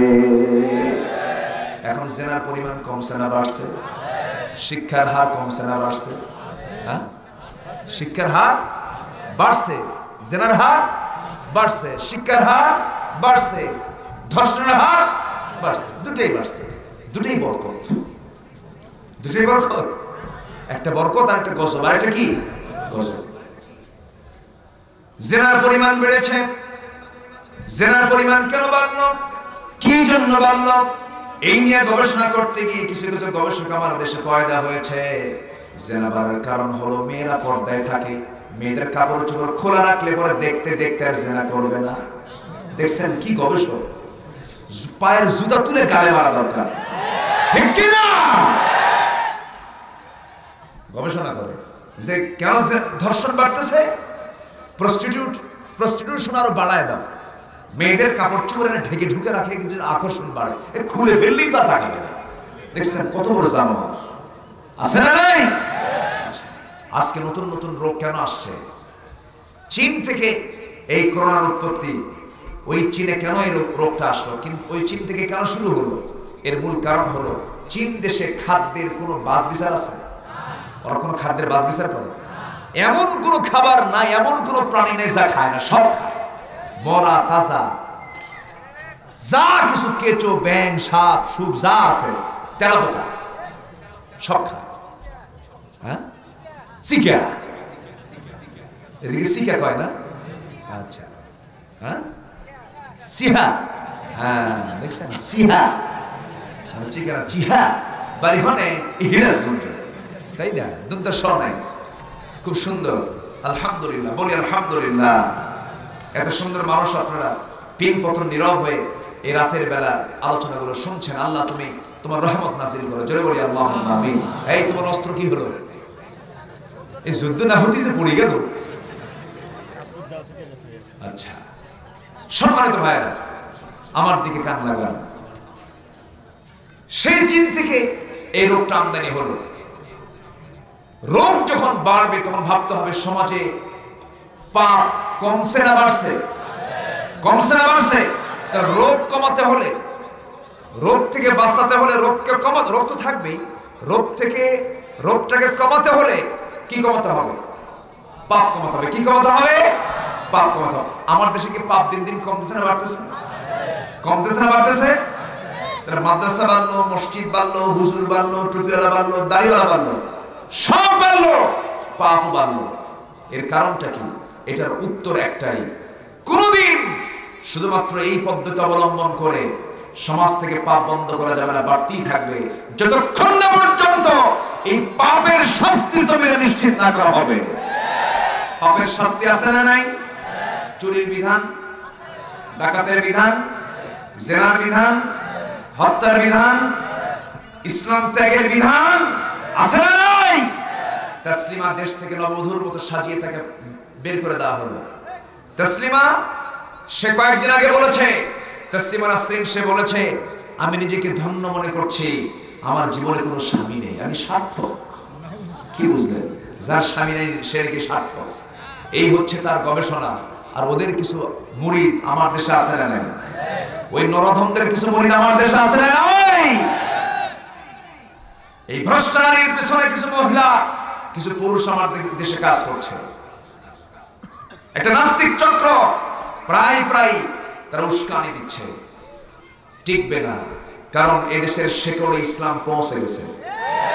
এই দেশ থেকে ইসলামের বিরুদ্ধে কোনো ষড়যন্ত্র টিকবে না। যারাই ষড়যন্ত্র করতে আসবে তারাই নির্মূল হয়ে যাবে, ঠিক কিনা? তারাই নির্মূল হয়ে যাবে। কারণ আমাদের কাছে যে অস্ত্রটা আছে, ঈমানের অস্ত্র, এটা কি কাজে লাগাতে হবে? এটাকে হাতের মধ্যে নিয়ে, এটাকে মাথায় নিয়ে, বুকে লালন করে তাহজিব তামাদ্দুনকে সামনে নিয়ে সামনের দিকে এগোতে হবে। মুসলমান যদি পালাও, তোমাদের উপর আরো পাপটা বেড়ে যাবে, তোমাদের উপর জুলুমটাও বেড়ে যাবে। আল্লাহ রাব্বুল আলামিন বলেছেন, ইল্লা তানফিরু ইউআযিবকুম আযাবান আলীমান ওয়া ইস্তাবদিল কওমান গায়রাকুম ওয়া লা তাদুররুহু শাইআ। জোরে বলি আল্লাহু আকবার। যদি তুমি পালাও তাহলে তোমার বিকল্প এমন একটা জাতি দুনিয়াতে পাঠায় দেব যাদের তোমরা কোনো ক্ষতি করতে পারবে না। তারা তোমাদের উপরে চেপে বসবে, তারা তোমাদের ক্ষতি করে ফেলবে। এই জন্য মুসলমান পিছপা কখনো হবে না, সামনের দিকে এগিয়ে যাবে। তবে কিছু বাধা বিঘ্নতা আসবে, কিছু ত্যাগ স্বীকার করতে হবে। সাহাবীরা চোখ দিয়েছেন, কোন সাহাবীর হাত চলে গেছে, কোন সাহাবীর পা চলে গেছে, কোন সাহাবীর সম্পত্তি চলে গেছে, অনেক ত্যাগ স্বীকার তারা করেছেন। আমার বন্ধুগণ, জান্নাত যদি পেতে চায় আল্লাহর সঙ্গে চুক্তিতে আবদ্ধ হতে হবে। আল্লাহ বলেছেন, বান্দা তোকে জান্নাত দেব, শর্ত হলো তুই তোর জান এবং মাল আমার কাছে দিয়ে দে। আমার ভাইরা, একটু মনোযোগ দিয়ে শোনার চেষ্টা করি। কোরআনের মাহফিল আসি, নড়াচড়া না করে পিন পতন নীরব হয়ে থাকার চেষ্টা করি, কারণ রহমতের ফেরেশতারা সব লেখার জন্য আসে না নাই? আজ একটু আমরা বসে একটু ধৈর্য ধরে কথাগুলো শুনি। আমার বন্ধুগণ, ঈমানটাকে টিকে রাখতে গেলে আমার এক নাম্বার কাজ হলো নামাজ তো অবশ্যই পড়তে হবে, ঈমানের উপরে টিকে থাকতে হবে।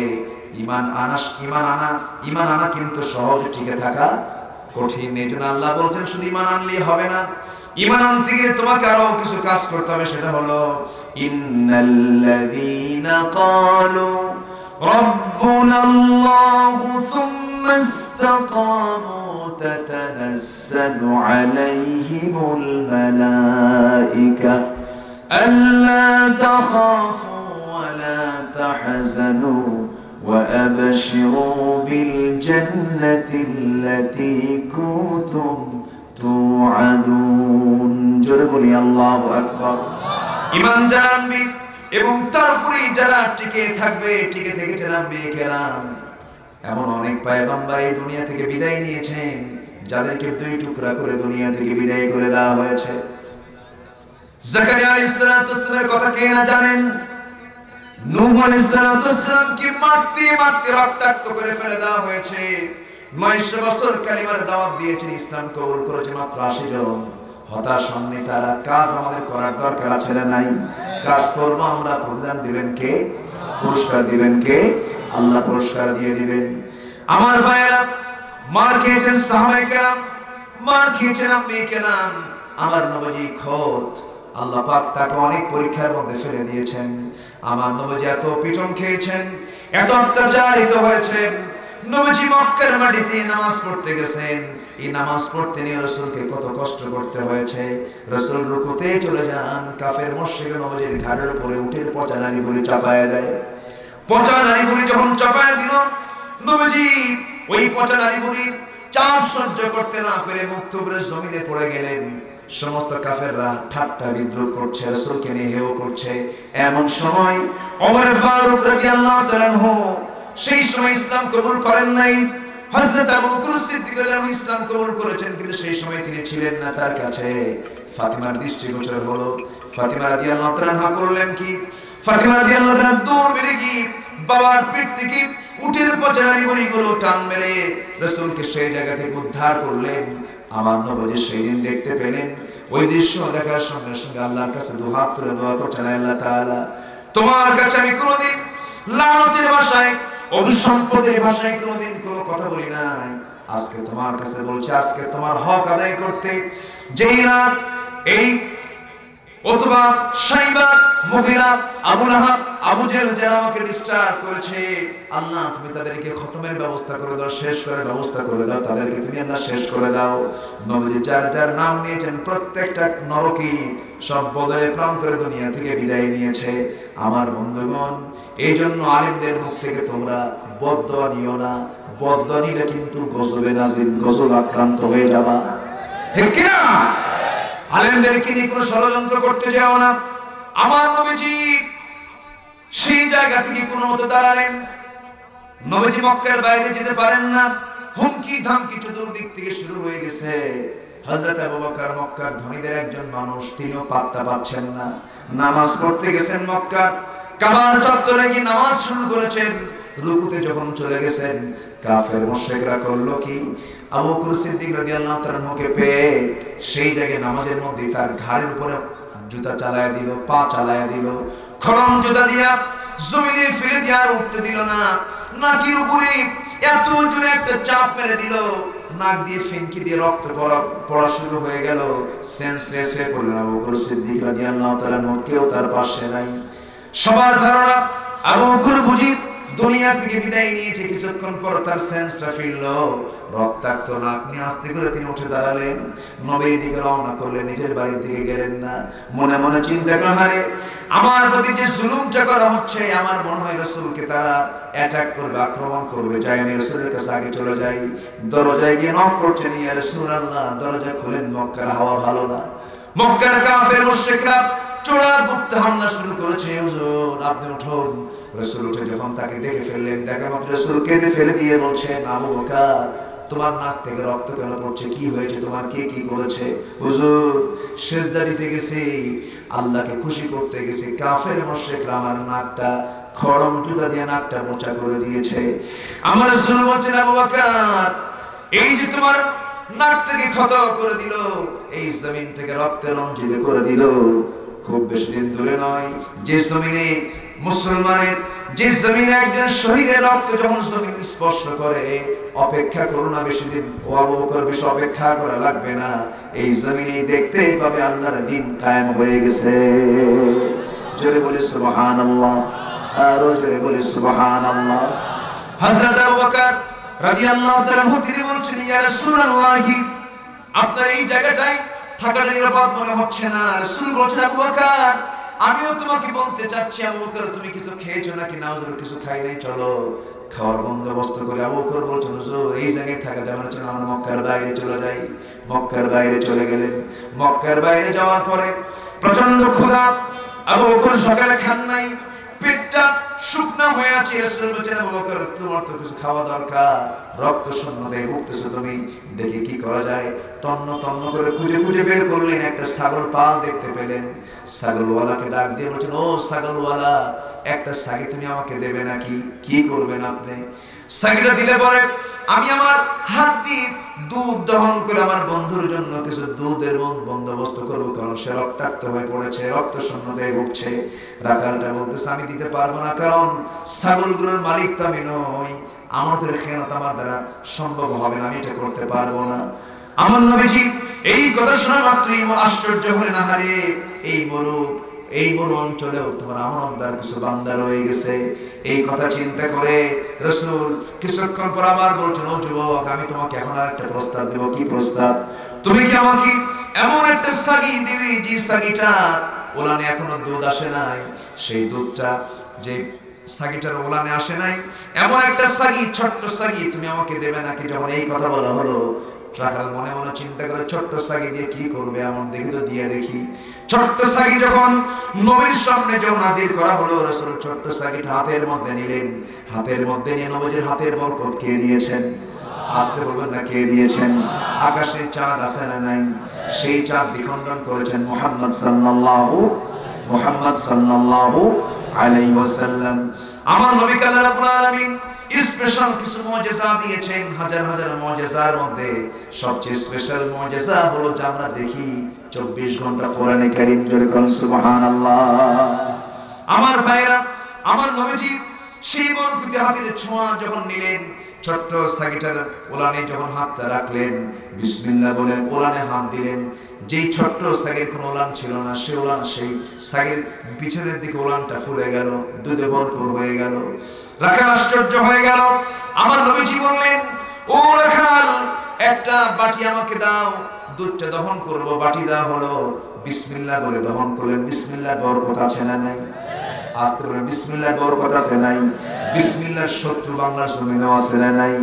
বিসমিল্লাহ নিয়ে কত কি লাগে, আছে না নাই? সংবিধানে বিসমিল্লাহ থাকবে কি থাকবে না? বিসমিল্লাহ মানে খয়রাতি, বিসমিল্লাহ থাকবে কি থাকবে না মানে এটা নিয়ে মারামারি লাগে। যারা বিসমিল্লাহকে নিয়ে কৃপণতা করে তারা মুসলমান নামের কলঙ্ক। সংবিধানে বিসমিল্লাহ থাকবে কি থাকবে না তুমি বলো, আর কে? মুসলমান সমস্ত কাজ শুরু করবে বিসমিল্লাহ বলে, ঠিক কি না? সব মুছে যাবে, বিসমিল্লাহ মুছে যেতে পারে না। নামটা কার? আসতে বলে নামটা কার? আরো জোরে বলুন, নামটা কার? সবাই বলুন তো আল্লাহ। আরো জোরে আল্লাহ, আরো জোরে আল্লাহ, আরো জোরে আল্লাহ। এটা এক পক্ষ এটা মানতে পারে না, সহ্য করতে পারে না। সালাম সহ্য হয় না, আল্লাহ নাম সহ্য হয় না, কয় খোদা হাফেজ। কিসের আল্লাহ হাফেজ, কিসের আসসালামু আলাইকুম? আসসালামু আলাইকুম ঝাঁটা পেটা করা দরকার, ঠিক কি না? সালাম শিখাও না, হাঁসকে মোরগের সাঁতার শিখাও। সম্মানিত ভাইরা, ইসলামী তাহজিব তামাদ্দুনকে ধ্বংস করার জন্য একটা পক্ষ বলিয়া হয়ে উঠেছে। মূর্তি মুসলমানদের কোনো কাজ নয়, ঠিক কি না? রাসূল বলেছেন, বিধর্মীদের, অন্য ধর্মের কোন লোকদের মূর্তিকে তোমরা গালি দিও না, সেই মূর্তি তোমরা ভাঙতে যেও না, সেই মূর্তিকে তোমরা গালিগালাজ করো না, কারণ তোমরা অন্য মূর্তিকে গালি দেবে, তারা তোমাদের আল্লাহকে গালি দেবে। এটা ঠিক আছে, হিন্দু ভাইরা যে কাজ করছেন করুন, আমরা বাধা দেব না, বরঞ্চ আপনার মন্দিরে যদি কেউ ভাঙতে আসে আমরা পাহারা দেব। মুসলমানের এমন ইতিহাস আছে না নাই? কিন্তু আপনাদের ইতিহাস এমন নাই। তার বড় প্রমাণ ভারতের বাবরি মসজিদ। মসজিদকে ভেঙে রাম মন্দির করেছেন আপনারা, কিন্তু আমরা কোন মন্দির ভেঙে মসজিদ বানাই নাই। এমন ইতিহাস মুসলমানদের ইতিহাসে নাই। বরঞ্চ ওমরে ফারুক রাদিয়াল্লাহু তাআলা আনহু যখন প্যালেস্টাইন দখল করলেন, সেই প্যালেস্টাইন দখলের সময় তিনি একটা গির্জার মধ্যে ঢুকলেন। পাগড়িকে বলেন, এই পাগড়ি, পাদ্রী, তাড়াতাড়ি জায়নামাজ নিয়ে আয়, নামাজ পড়ব। জায়নামাজ হাজির। ওমরের নাম শুনলে তো থরথর করে কাঁপে গোটা দুনিয়া। তখন আজকে মুসলমান কাঁপে ওদের জন্য, ঠিক কিনা? যে মুসলমানের নাম শুনলে অন্য জাতরা কাঁপবে, আর সেই মুসলমান কাঁপে আজকে বিধর্মীদের, ইহুদি খ্রিস্টানদের ভয় থরথর করে কাঁপে, ঠিক কি না? কেন কেন? এর মূল কারণ হলো আমরা কি ছেড়ে দিয়েছি?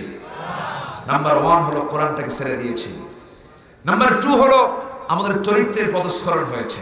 আমাদের চরিত্রের পদস্খলন হয়েছে, চরিত্রকে আমরা নষ্ট করে ফেলেছি। আমাদের চরিত্র হচ্ছেন মুহাম্মদ সাল্লাল্লাহু। তিনি কি আমাদের খেয়ানত করেছেন? হিজরতের রাতে তিনি তার বিছানায় রেখে গেছেন কাকে? বলেন বলেন বলেন, কারণটা কি? হয় এর কারণটা কি? কারণটা হলো হিজরতের রাতে তিনি আলীকে বুঝাই দিলেন, শোনো আমি তো লুকে লুকে যাচ্ছি, আমি তো মদিনায় চলে যাচ্ছি, কিন্তু আমার সঙ্গে কিছু পাওনা দাওনা আছে, কিছু লেনদেন আছে। ওই সমস্ত লোকদের যারা আমাকে হত্যা করতে চায় ওদের হাতে সকালবেলা এই সমস্ত টাকাগুলো পৌঁছায় দিবা। যে লোকগুলো রাসূলকে হত্যা করতে চায় রাসূল তাদের হাতে টাকাগুলো ফিরে দিতে চান। একটু আস্তে বলেন সুবহানাল্লাহ। সেই নবীর আমরা উম্মত, কিন্তু আমাদের চরিত্রকে আমরা ভালো করতে পেরেছি? ভালো করতে পেরেছি? মার্কেটে আজকে পুরুষ বেশি না মহিলা বেশি? কার মহিলা? কার মেয়ে? কার বউ? কে বোরকা ছাড়া যায়? খুঁজে খুঁজে দেখা যাবে আমারই মেয়ে, আমারই বউ, ঠিক কিনা? আমার প্রতিবেশীর বউ, আমার প্রতিবেশীর মেয়ে। আমি কি ভুল বলতেছি? এগুলো বন্ধ হবে শুধুমাত্র ওয়াজ করে নয়, এগুলো বন্ধ করার জন্য সমাজে চালু করতে হবে কার বিধান? এটা দোয়া করলে হয়ে যাবে না? দোয়া করলে হবে? এর জন্য সংগ্রাম করার দরকার আছে না নাই? সেই সংগ্রাম করার জন্য দল করার দরকার আছে না নাই? সেই দল হবে কিসের দল? হুক্কা মার্কা, কাউয়া মার্কা, এগুলো দল। দল করতে হবে কার? আসতে বলবেন না কার? এর মধ্যে বহু দল আছে, বহু দল আছে না নাই? ইসলামী দলও তো অনেক আছে না? ইসলামী দল, তাবলীগ বলেন, তাবলীগের চিন্তা হলো সিল্লা ছাড়া ঈমান ঠিক হবে না। আচ্ছা, পীরদের চিন্তা হলো মুরিদ ছাড়া ওর জান্নাত নেই। আমি কি ভুল করতেছি? আচ্ছা, আমি মনে হয় আলোচনা শেষ করলে ভালো হয় মনে হয়, নাকি? কি করবো, শেষ করে দেবো? এরকম মানে কেমন যেন মনে হচ্ছে। কি আলোচনা চালিয়ে যাবো? আলোচনা চলো, জোরে বলি ইনশাআল্লাহ।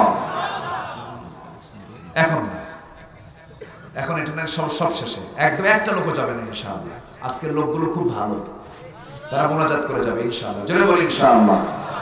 আমরা যত সময় আমরা শেষ করার চেষ্টা করবো, যেহেতু আজকে প্রথম রজনী, আগামীকালকে আসবেন যিনি, তিনি এই দেশে বক্তৃতাঙ্গনের অন্যতম একজন জনপ্রিয় ব্যক্তি, যিনি আমারও অত্যন্ত কাছের মানুষ, খুবই পরহেজগার মানুষ এবং মজলুম মানুষ, যিনি 5টা বছর দেশের বাইরে ছিলেন, কথা বলতে পারেননি। গত কয়েকদিন আগে আমার মানিকগঞ্জ মাহফিল ছিল, আমি প্রথম দিন ছিলাম, দ্বিতীয় দিন তারিক মনোয়ার ভাই ছিল। প্রথম দিন আমার আলোচনার পূর্বে বিশেষ মেহমান তিনি আলোচনা করেছেন। আমি যখন মঞ্চে উঠবো তার সঙ্গে সঙ্গে দেখি যে এসে বলা হলো মাহফিল চলবে না, কারণ এখানে করোনা ঢুকছে। কোন দিক দিয়ে ঢুকলো? কোন দিক দিয়ে ঢুকছে? কি কথা কি বুঝতেছেন? আচ্ছা, মাহফিল বন্ধ, মাহফিল হবে না। তো এই একটা সিচুয়েশন তৈরি হয়ে আছে। আগামীকালকে তিনি আসবেন, সবাই আসবেন না ইনশাআল্লাহ? সবাই আসবেন। তার সুন্দর বাচন ভঙ্গি, তার সুন্দর কথা, মিষ্টি মিষ্টি গজল, মিষ্টি মিষ্টি কথা আমরা সবাই শুনবো। জোরে বলি ইনশাআল্লাহ। তার প্রতিটি কথার মধ্যে একটা চমক আছে। তিনি শুরু করেন একদিকে, শেষ করেন আরেকদিকে, কিন্তু হাজারো প্রসঙ্গ, হাজারো কথা তার কথার মধ্যে আছে না নাই? আচ্ছা, আল্লাহ তুমি তার হায়াতকে বাড়ায় দাও, তুমি তার জেহেন জামানকে ইসলামের জন্য কবুল করে দাও। আমিও তার কাছে দোয়া চাবো, আমি বলে যাবো যে তিনি যেন আমার জন্য যেন দোয়া করেন। সম্মানিত ভাইয়েরা, সবাইকে নিয়ে যেন দোয়া করেন। তাহলে তাবলীগ বলে চিল্লা ছাড়া গতি নেই, ঠিক আছে না? পীর বলে মুরিদ ছাড়া জান্নাত নেই। আচ্ছা, আহলে হাদিসের ভাইরা বলেন, ভাবেন যে আমরা যেমন হাত উঁচু করে রফে দাইন করি, বুকটা হাত বুকে বাঁধি, হ্যাঁ, ফরজ নামাজের পরে মোনাজাত করি না, যদি এই দেশের প্রত্যেকটা মানুষ যদি এমন হতো খুব ভালো হতো। তাহলে তারা একটা চাচ্ছেন, তাবলীগ ভাইরা একটা চাচ্ছেন, জামাত ইসলামী যারা করে তাদের আমার চিন্তা হলো এই দেশের প্রতিটি মানুষের মুখ থেকে যদি বের হতো সৃষ্টি যারা আইন চলবে তার, এই জমিনে আমরা আল্লাহর আইন চাই, বিধান চাই, তারা একটা আন্দোলন করছে। আমি কাউকে গালমন্দ করছি না। পীর সাহেব মুরিদ বানাচ্ছেন, ভালো কথা, নামাজি বানান, ভালো, আলহামদুলিল্লাহ। তাবলীগের ভাইরা চিল্লার কাজ করতেছেন, ভালো, নামাজি পরহেজগার বানাচ্ছেন, তাদেরকে উযু গোসল শিখাচ্ছেন, সুন্নত নিয়মকরণ শিখাচ্ছেন, ভালো কথা, করেন, আপত্তি নাই। এরপর হাদিসের ভাইরা সহিহ হাদিসগুলোকে সামনে রেখে হাদিসের পাবন্দি করে চেষ্টা করছেন, তাতেও কোনো সমস্যা নেই, করেন, চালান। ঢাকা যাব আমি, আমার উদ্দেশ্য হলো ঢাকা যাওয়া। আপনি ট্রেনে যান, বাসে যান, বিমানে যান, না হেলিকপ্টারে যান, উদ্দেশ্য কি? ঢাকা, কোনো সমস্যা। আপনার উদ্দেশ্য যদি আল্লাহর সন্তুষ্ট হয়ে থাকে কোনো আপত্তি নাই, কিন্তু উদ্দেশ্য যদি ফিতনা লাগানো হয় অবশ্যই তার বিচার আল্লাহ করবে, ঠিক কি না? তোমার কথার মধ্যে দিয়ে হিংসার বিশ্বাস ছড়াও কেন? তোমার মুখ থেকে হিংসার বাষ্প কেন ছড়ে? তুমি এক আলেম হয়ে আরেক আলেমকে কেন গালি দাও? তুমি আল্লামা সাঈদীকে মুনাফিক বলো, তোমার ভাষায় যদি আল্লামা সাঈদী মুনাফিক, তোমার ঠিকানা কোথায়? সম্মানিত ভাইরা, সম্মানিত বন্ধুগণ, এই যে দলগুলো আছে, এই দলগুলোর মধ্যে গুড, বেটার, বেস্ট আছে না? আসতে বলবেন আছে না? নাই? আচ্ছা, কোনটা উত্তম দল এটা চিনতে হলে বুঝতে হবে যে বাতিল যারা, ওই বাতিলের বন্দুকের নল কোন দলের দিকে আছে। কি কথা কি বোঝা গেল? আপনি আমি চিনতে হক দল ভুল করলেও বাতিল যারা তারা কিন্তু ভুল করে না, তারা ঠিকই চেনে যে কোনটা হক দল, ওরে হক, ঠিক কি না? আর বুঝতে মনে বাকি নেই। আল্লাহ বোঝার তৌফিক দান করুন। জোরে বলি আমিন, আরো জোরে আমিন। নবীজি মার খেয়েছেন, আমাকে মার খেতে হবে। নবীজি জেল কেটেছেন, আমাকে জেল খাটতে হবে। ভাইরে, একজন সারা জীবন জেল খাইটা খাইটা নির্যাতন সহ্য করে করে বাড়ি থেকে বের হয়ে চলে গেছে, আত্মগোপন করে আছে দিনের জন্য, কোরআনের জন্য, ওই লোকটাও জান্নাত পালো। আর আপনি এসি রুমের মধ্যে বসে বসে বসে দিন কাটাচ্ছেন, নামাজ পড়ছেন, হজ করছেন, যাকাত দিচ্ছেন, ভালো কথা। কোনো আপনার গায়ে শুধু মানে কোনো কাটা বিদ্ধ হলো না, কোনো নির্যাতন হলো না আপনার জীবনে, আপনিও জান্নাত পাবেন, উনিও জান্নাত পাবেন। এতই সস্তা মামুর বলে আপনার জান্নাত এত সস্তা নয়। জান্নাত পেতে হলে শত বাধা বিপত্তি মারিয়ে দিয়ে জান্নাতের দরজায় পৌঁছতে হবে। সবাইকে রাজি আছেন? আল্লাহ কবুল করুন, জোরে বলি আমিন। রাসূল মার খেলেন কেন? তিনি কি কারো বাড়িতে আগুন ধরায় দিয়েছিলেন? কাউকে মারতে গেছিলেন? কাউকে কটু কথা বলেছিলেন? তিনি বলেছিলেন একটাই কথা, সেটা হলো আমি কারো আইন মানি না, কার আইন ছাড়া। আমরা আমাদের কথা কয়টা? আমরা বিধান মানি কার? হুকুম মানি কার? ধর্ষণ কোনোদিন আইন করে বন্ধ হবে? আইন দিয়েছেন কে? ধর্ষণ তো আগে হয় না, ধর্ষণের আগে বহু কাজ আছে। আগে দর্শন, আগে কি? দর্শন দেখা, আগে দর্শন, এরপর আকর্ষণ, এরপরে ঘর্ষণ, এরপরে ধর্ষণ। কি কথা কি বোঝা গেল? দর্শন বন্ধ করার জন্য বোরকা পরায় দাও, কিন্তু ওরা তো বলে বোরকা নাকি জঙ্গির পোশাক। তুই কি কোন পোশাক পরিস? তুই কি উলঙ্গ? সম্মানিত ভাইরা, বিচ্ছিন্ন হয়ে আমাকে আপনাকে থাকলে চলবে না। আমাকে একটা নির্দিষ্ট প্ল্যাটফর্ম ধরতে হবে, সেটা হচ্ছে ইসলাম। সেটা কি বলেন? ইসলাম। ইসলামকে সামনে নিয়ে আমাকে আপনাকে চলতে হবে। বিপদ আসবে, সব বিপদ মারিয়ে সামনের দিকে যাবো, জোরে বলি ইনশাআল্লাহ। আমার বন্ধুগণ, রাসূল করিম সাল্লাল্লাহু আলাইহি সাল্লাম তিনি বললেন, আবু বকর তুমি রক্তাক্ত হয়েছো, টেনশন করো না, এই যে বরকতের দুধ বের হচ্ছে, বিসমিল্লাহ বলে তিনি দুধ দহন করলেন। যে বাচ্চার যে সাগিটা হলো একটা বাচ্চা, ছোট্ট একটা সাগি, দুধ দহন করলেন, বাটি ভরে গেল। রাসূল বললেন, আবু বকর কষ্ট স্বীকার করেছো, এখন রহমতের দুধ পান করো। বিসমিল্লাহ বলে বাটি তার হাতে দিয়ে দিলেন, বাটি তিনি নিলেন, বিসমিল্লাহ বলে তিনি শুরু করলেন খাওয়া। এত পরিমাণ তিনি দুধ পান করলেন, পেট ভরে গেল, চামড়া টাইট হয়ে গেল, কিন্তু দেখা গেল তার বাটি থেকে এক চুল পরিমাণ দুধ কমে নাই। রাসূল বলেন, আবু বকর কেমন দুধ পান করেছো? তিনি বলেন, হুজুর দুধ তো পান করেছে জন্মের মতো, এত দুধ জীবনে খাই নাই, এত বরকত পেলাম, কিন্তু দুধ তো কমে না। রাসূল বলেন, তুমি দুধ কমাতে পারবে না, তুমি রাখালকে দিয়ে দাও। রাখালকে দেওয়া হলো, রাখাল পান করলো, সেও দুধ ফুরাতে পারে না। রাসূল বলেন, শোনো, এই দুধের মধ্যে যে বরকত আল্লাহ দিয়েছেন, এখানে যতজন দুধ পান করবে কেউ দুধ কমাতে পারবে না যতক্ষণ না আমার ঠোঁটটা ওই বাড়িতে না লাগবে। জয় বলি সুবহানাল্লাহ। আমার নবীজি করলেন কি? সর্বশেষ বাটিটা হাতের মধ্যে নিয়ে মুখের মধ্যে লাগালেন, দুধ শেষ হয়ে গেল। রাসূল এবার বলছেন, ও রাখাল, এই যে বাটি নাও, আমরা এখন চলে যাচ্ছি। রাখাল বলছেন, কোথায় যাচ্ছেন? যেতে দেব না। কেন? না, আপনাকে যেতে দেব না। আপনাকে আমি যেতে দেব, শর্ত হলো কি যেন মনে মনে পড়ে আপনি ফু দিলেন ওলানের দিকে, ওলানটা ফুলে আসলো, দুধ পূর্ণ হলো। এই দোয়াটা আপনি আমারে শিখিয়ে দেন, মাঝে মাঝে এই দোয়া পড়বো, আমিও দুধ খাবো। আল্লাহু আকবার বলবেন না? এই কথা যখন বলা হলো, সঙ্গে সঙ্গে রাসূল মুস্কি হাসি মেরে বললেন, শোনো, তুমি যদি বারবার বলো কোনো কাজ হবে না, কারণ তোমার মধ্যে শিরকিয়াতের গন্ধ, তোমার মধ্যে ঈমানের গন্ধ নাই, তাওহীদের গন্ধ নাই। তুমি কি কালিমা পড়তে পারবে নাকি? রাখালের বুঝতে দেরি হলো না। রাখাল মনে মনে চিন্তা করলো, আরে কোন পরশ পতন আমার সামনে দাঁড়িয়ে আছেন, আমি কি আর অপেক্ষা করতে পারি নাকি? সঙ্গে সঙ্গে রাখাল বলে ফেলছে, আশহাদু আল্লা ইলাহা ইল্লাল্লাহ ওয়াহদাহু লা শারীকা লাহু ওয়া আশহাদু আন্না মুহাম্মাদান আবদুহু ওয়া রাসূলুহু। কালিমা পড়ে মুসলমান হয়ে গেলেন। রাসূল বলেন, ও রাখাল, তুমি কি আমার সঙ্গে যাবে নাকি? হ্যাঁ, যাব। তাকে সঙ্গে করে নিয়ে আসলেন। সে রাখালটার মর্যাদা এত বেড়ে গেল, কারণ সে নিজে কোরআন শিখলো, অপরকে শিখালো। এত মর্যাদা আল্লাহ বাড়ায়া দিলেন।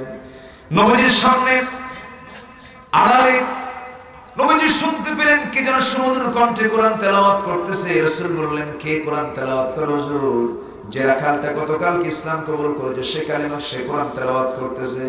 রাসূল বলেন, শোনো, ওর কোরআন তেলাওয়াতটা যেন আমার কাছে মনে হচ্ছে জিবরাইল এই মুহূর্তে আমার কাছে ওহী নাযিল শুরু করে দিয়েছে। কোরআন ব্যক্তির মর্যাদা কমায় না বাড়ায়?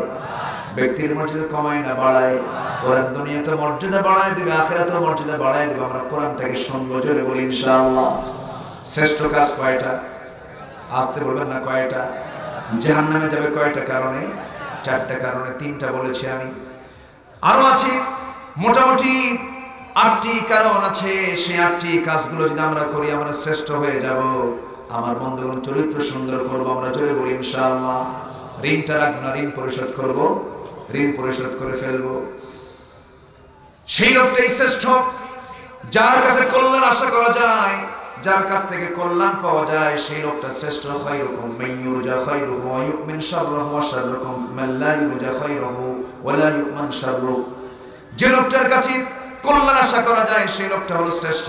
রাসূল বলেছেন আরেকটা কারণে, আরেক শ্রেণীর লোকটা শ্রেষ্ঠ, সেই লোকটা হলো যে পরিবারের কাছে ভালো।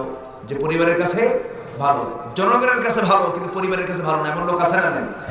পরিবারের কাছে যে ভালো, খিয়ারুকুম খিয়ারুকুম লিআহলিহি ওয়া আনা খায়রুকুম লিআহলি। পরিবারের কাছে যে শ্রেষ্ঠ, সেই বান্দা আল্লাহর কাছেও শ্রেষ্ঠ। জোরে বলি সুবহানাল্লাহ। পরিবারকে সময় দেওয়ার দরকার আছে না নাই? কু আনফুসাকুম ওয়া আহলিকুম নারা। নিজে বাঁচো, তোমার পরিবারকে জাহান্নাম থেকে বাঁচাও। পরিবারের সঙ্গে কোরআনের বৈঠক করার দরকার আছে না নাই? দ্বীনি বৈঠক করার দরকার আছে না নাই? আচ্ছা, আমরা এগুলো করবো, জোরে বলি ইনশাআল্লাহ। আমার ভাইরা, আমার বন্ধুগণ, জাহান্নামে যাওয়া যাবে না। জাহান্নাম থেকে বাঁচার জন্য আমাকে 4টি কাজ আমাকে খেয়াল করতে হবে। 1 নাম্বার হলো নামাজ ছেড়ে দেব না।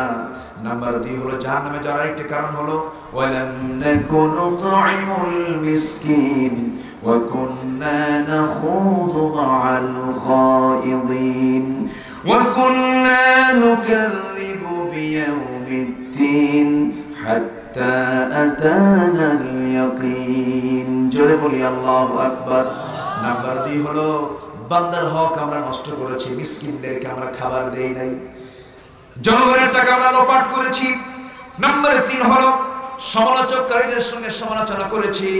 নাম্বার 4 হলো আমরা বিচার দিবসকে অস্বীকার করেছি। বিচার বলতে কিচ্ছু নাই, দুনিয়া পাইছো, দুনিয়া খায় শেষ করে মরার পরে কিচ্ছু নাই, মরে গেলে হাড্ডি ছেড়ে গেলে তেন। এই জাতীয় কথা বলে বিচারকে যারা প্রশ্নবিদ্ধ করেছে, আখিরাতকে যারা অস্বীকার করেছে, এই সমস্ত লোকগুলো জাহান্নামে চলে যাবে। আমরা এই 4টা বিষয়কে মাথায় নিয়ে আমরা চলবো, জোরে বলি ইনশাআল্লাহ। আরো জোরে বলি ইনশাআল্লাহ। আজকের থেকে জীবনে আর কেউ 5 ওয়াক্ত নামাজ ছেড়ে দেব না। কারা একটু হাত তুলে দেখান, হাত তুলে দেখান তো, জোরে বলি ইয়া আল্লাহ। আরো জোরে বলি ইয়া আল্লাহ, ইয়া আল্লাহ।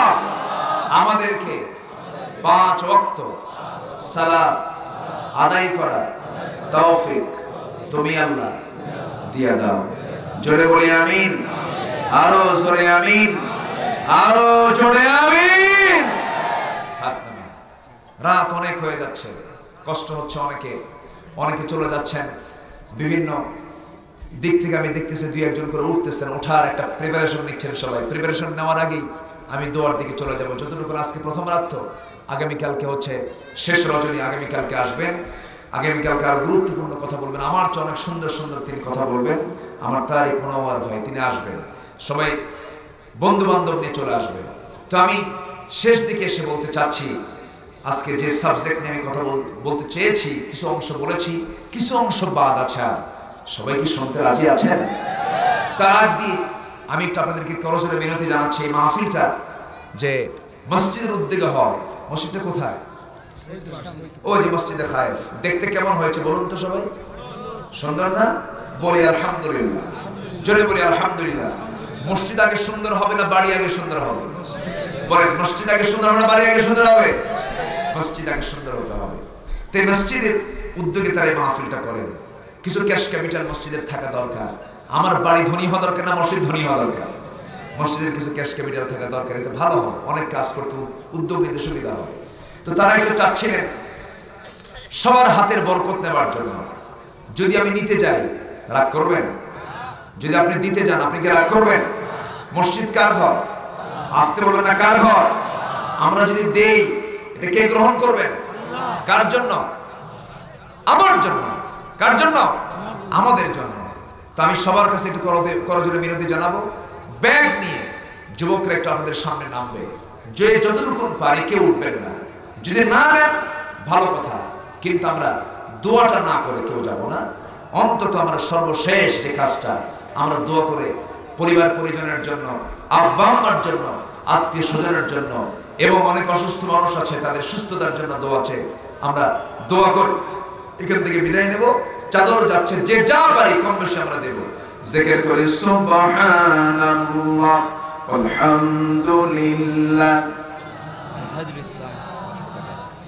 আর জোরে সুবহানাল্লাহ আলহামদুলিল্লাহ লা ইলাহা, আর জোরে সুবহানাল্লাহ আলহামদুলিল্লাহ লা ইলাহা। ব্যাগ যাচ্ছে, যে যা পারি আন্তরিকতা নিয়ে, কেউ উঠবো না আমরা। যারা চলে যাচ্ছেন, আমার মনে হয় বাপ মার প্রতি দরদ কি কমে গেল নাকি? একটু মেহেরবানি করে বাপ মার জন্য তো দোয়া করবো আমরা সবাই মিলে, একসঙ্গে দোয়া করে আমরা এখান থেকে উঠে যাবো। জিকির করে সুবহানাল্লাহ আলহামদুলিল্লাহ লা ইলাহা, আর জোরে লা ইলাহা সুবহানাল্লাহ আলহামদুলিল্লাহ, আর জোরে লা ইলাহা, আর জোরে সুবহানাল্লাহ আলহামদুলিল্লাহ,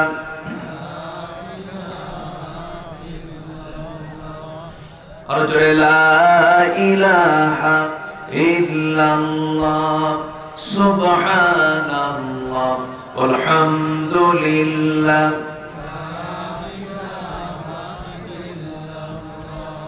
লা ইলাহা ইল্লাল্লাহ মুহাম্মাদুর রাসূলুল্লাহ সাল্লাল্লাহু আলাইহি ওয়াসাল্লাম।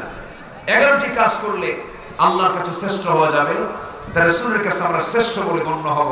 নাম্বার 6 হলো বয়স বেশি এবং আমলও বেশি, যার দীর্ঘ জীবন এবং দীর্ঘ জীবনে সে যে নেক আমল করেছে, এই বান্দাটা শ্রেষ্ঠ আল্লাহর কাছে। খিয়ারুকুম আতওয়ালুকুম আমারা ওয়া আহসানুকুম আমালা।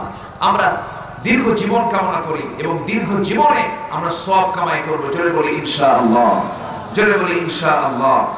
নাম্বার 7 হলো মানুষের উপকার যে করে সে হচ্ছে শ্রেষ্ঠ। খায়রুন নাসি মান ইয়ানফাউন নাস, যে মানুষের কল্যাণ করে, যে মানুষের কল্যাণ করবে সে হচ্ছে শ্রেষ্ঠ মানুষ। এটা রাসূল বলেছেন। আল্লাহ পাক এই সমস্ত শ্রেষ্ঠ কাজগুলোর বাস্তবায়নের মধ্যে দিয়ে আল্লাহ পাক আমাদেরকে শ্রেষ্ঠত্ব অর্জন করার তৌফিক দান করুন। জোরে বলি আল্লাহুম্মা আমিন। আর ব্যাগগুলো নিয়ে এতগুলো ব্যাগ দেখলাম, সে ব্যাগগুলো গেল কই? একটাও তো মঞ্চের দিকে দেখতেছি না। নিয়ে আবার দৌড় মারলে তো নিজের খেদমত নিল না তো। এই বিষয়টা একটু খেয়াল করে মসজিদের দিকে আপনারা নিয়ে যান।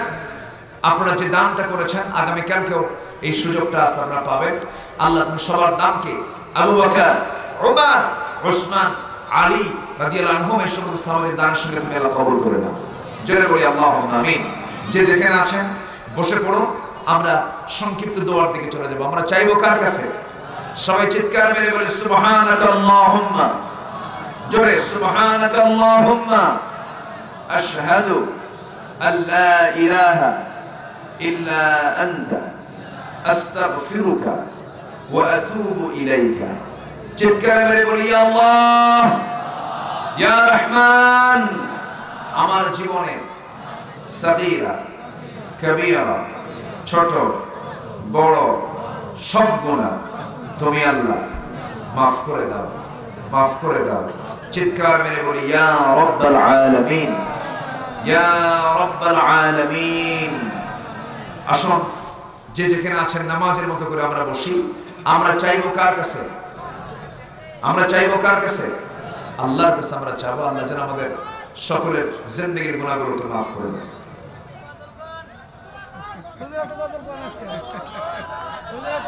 শুনবেন শুনবেন, দেখি ছোট্ট একটা কলি দিয়ে শেষ করে দিই। শিরিক শিরিক করোনা, বিদআত করোনা, শিরিক করোনা, বিদআত করোনা, আল্লাহ ছাড়া কারো কাছে মাথা নত করোনা। ঠিক কি না? শিরিক করা যাবে? মূর্তি বানানো যাবে? ভাস্কর্যকে সম্মান করা যাবে? কোন মূর্তি কি কোন ছবিকে সম্মান করা যাবে? পুষ্পস্তবক দেওয়া যাবে? পীরের পূজা, গোরের পূজা ইসলামেতে নাই, তবু মানুষ আল্লাহ ছাড়া মাথা যেন আয়। পীরের পূজা, গোরের পূজা ইসলামেতে নাই, তবু মানুষ আল্লাহ ছাড়া মাথা যেন আয়। আল্লাহর কোরআন নবীর হাদিস ছাড়া কিছু মেনো না। শিরিক করো না, বিদআত করো না, বলেন শিরিক করো না, বিদআত করো না, আল্লাহ ছাড়া কারো কাছে মাথা নত করো না। শিরিক করো না, বিদআত করো না, পীরের পূজা, গোরের পূজা ইসলামেতে নাই, তবু মানুষ আল্লাহ ছাড়া মাথা যেন আয়।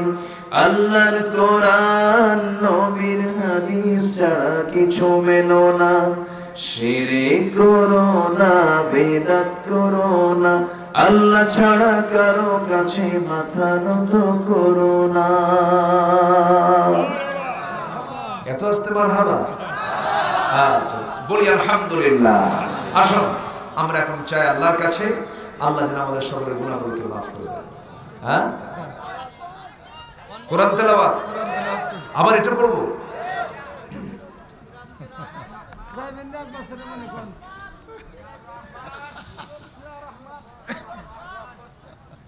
أعوذ بالله من الشيطان الرجيم.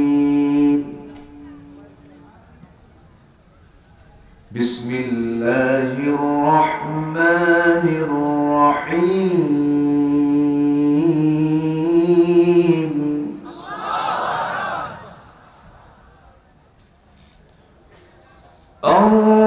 الرحمن علم القرآن خلق الإنسان علمه البيان.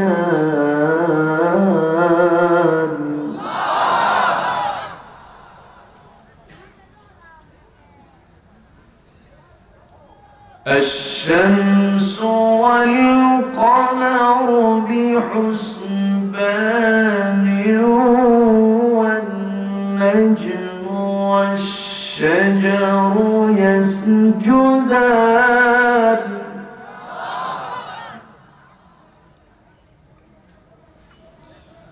والسماء رفعها ووضع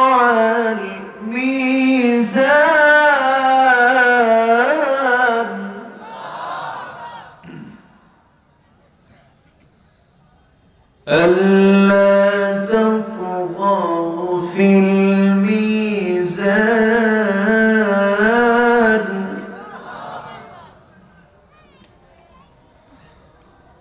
وأقيموا الوزن بالقسط ولا تخسروا الميزان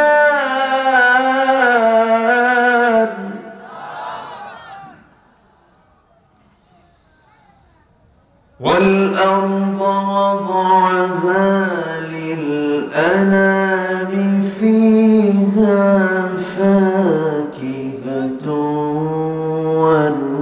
والنخل ذات الأكمام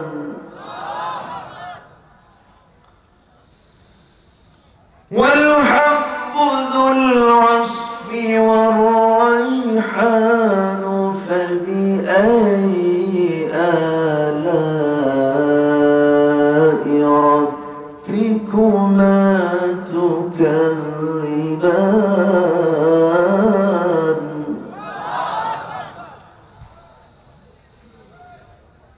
فبأي آلاء ربكما تكذبان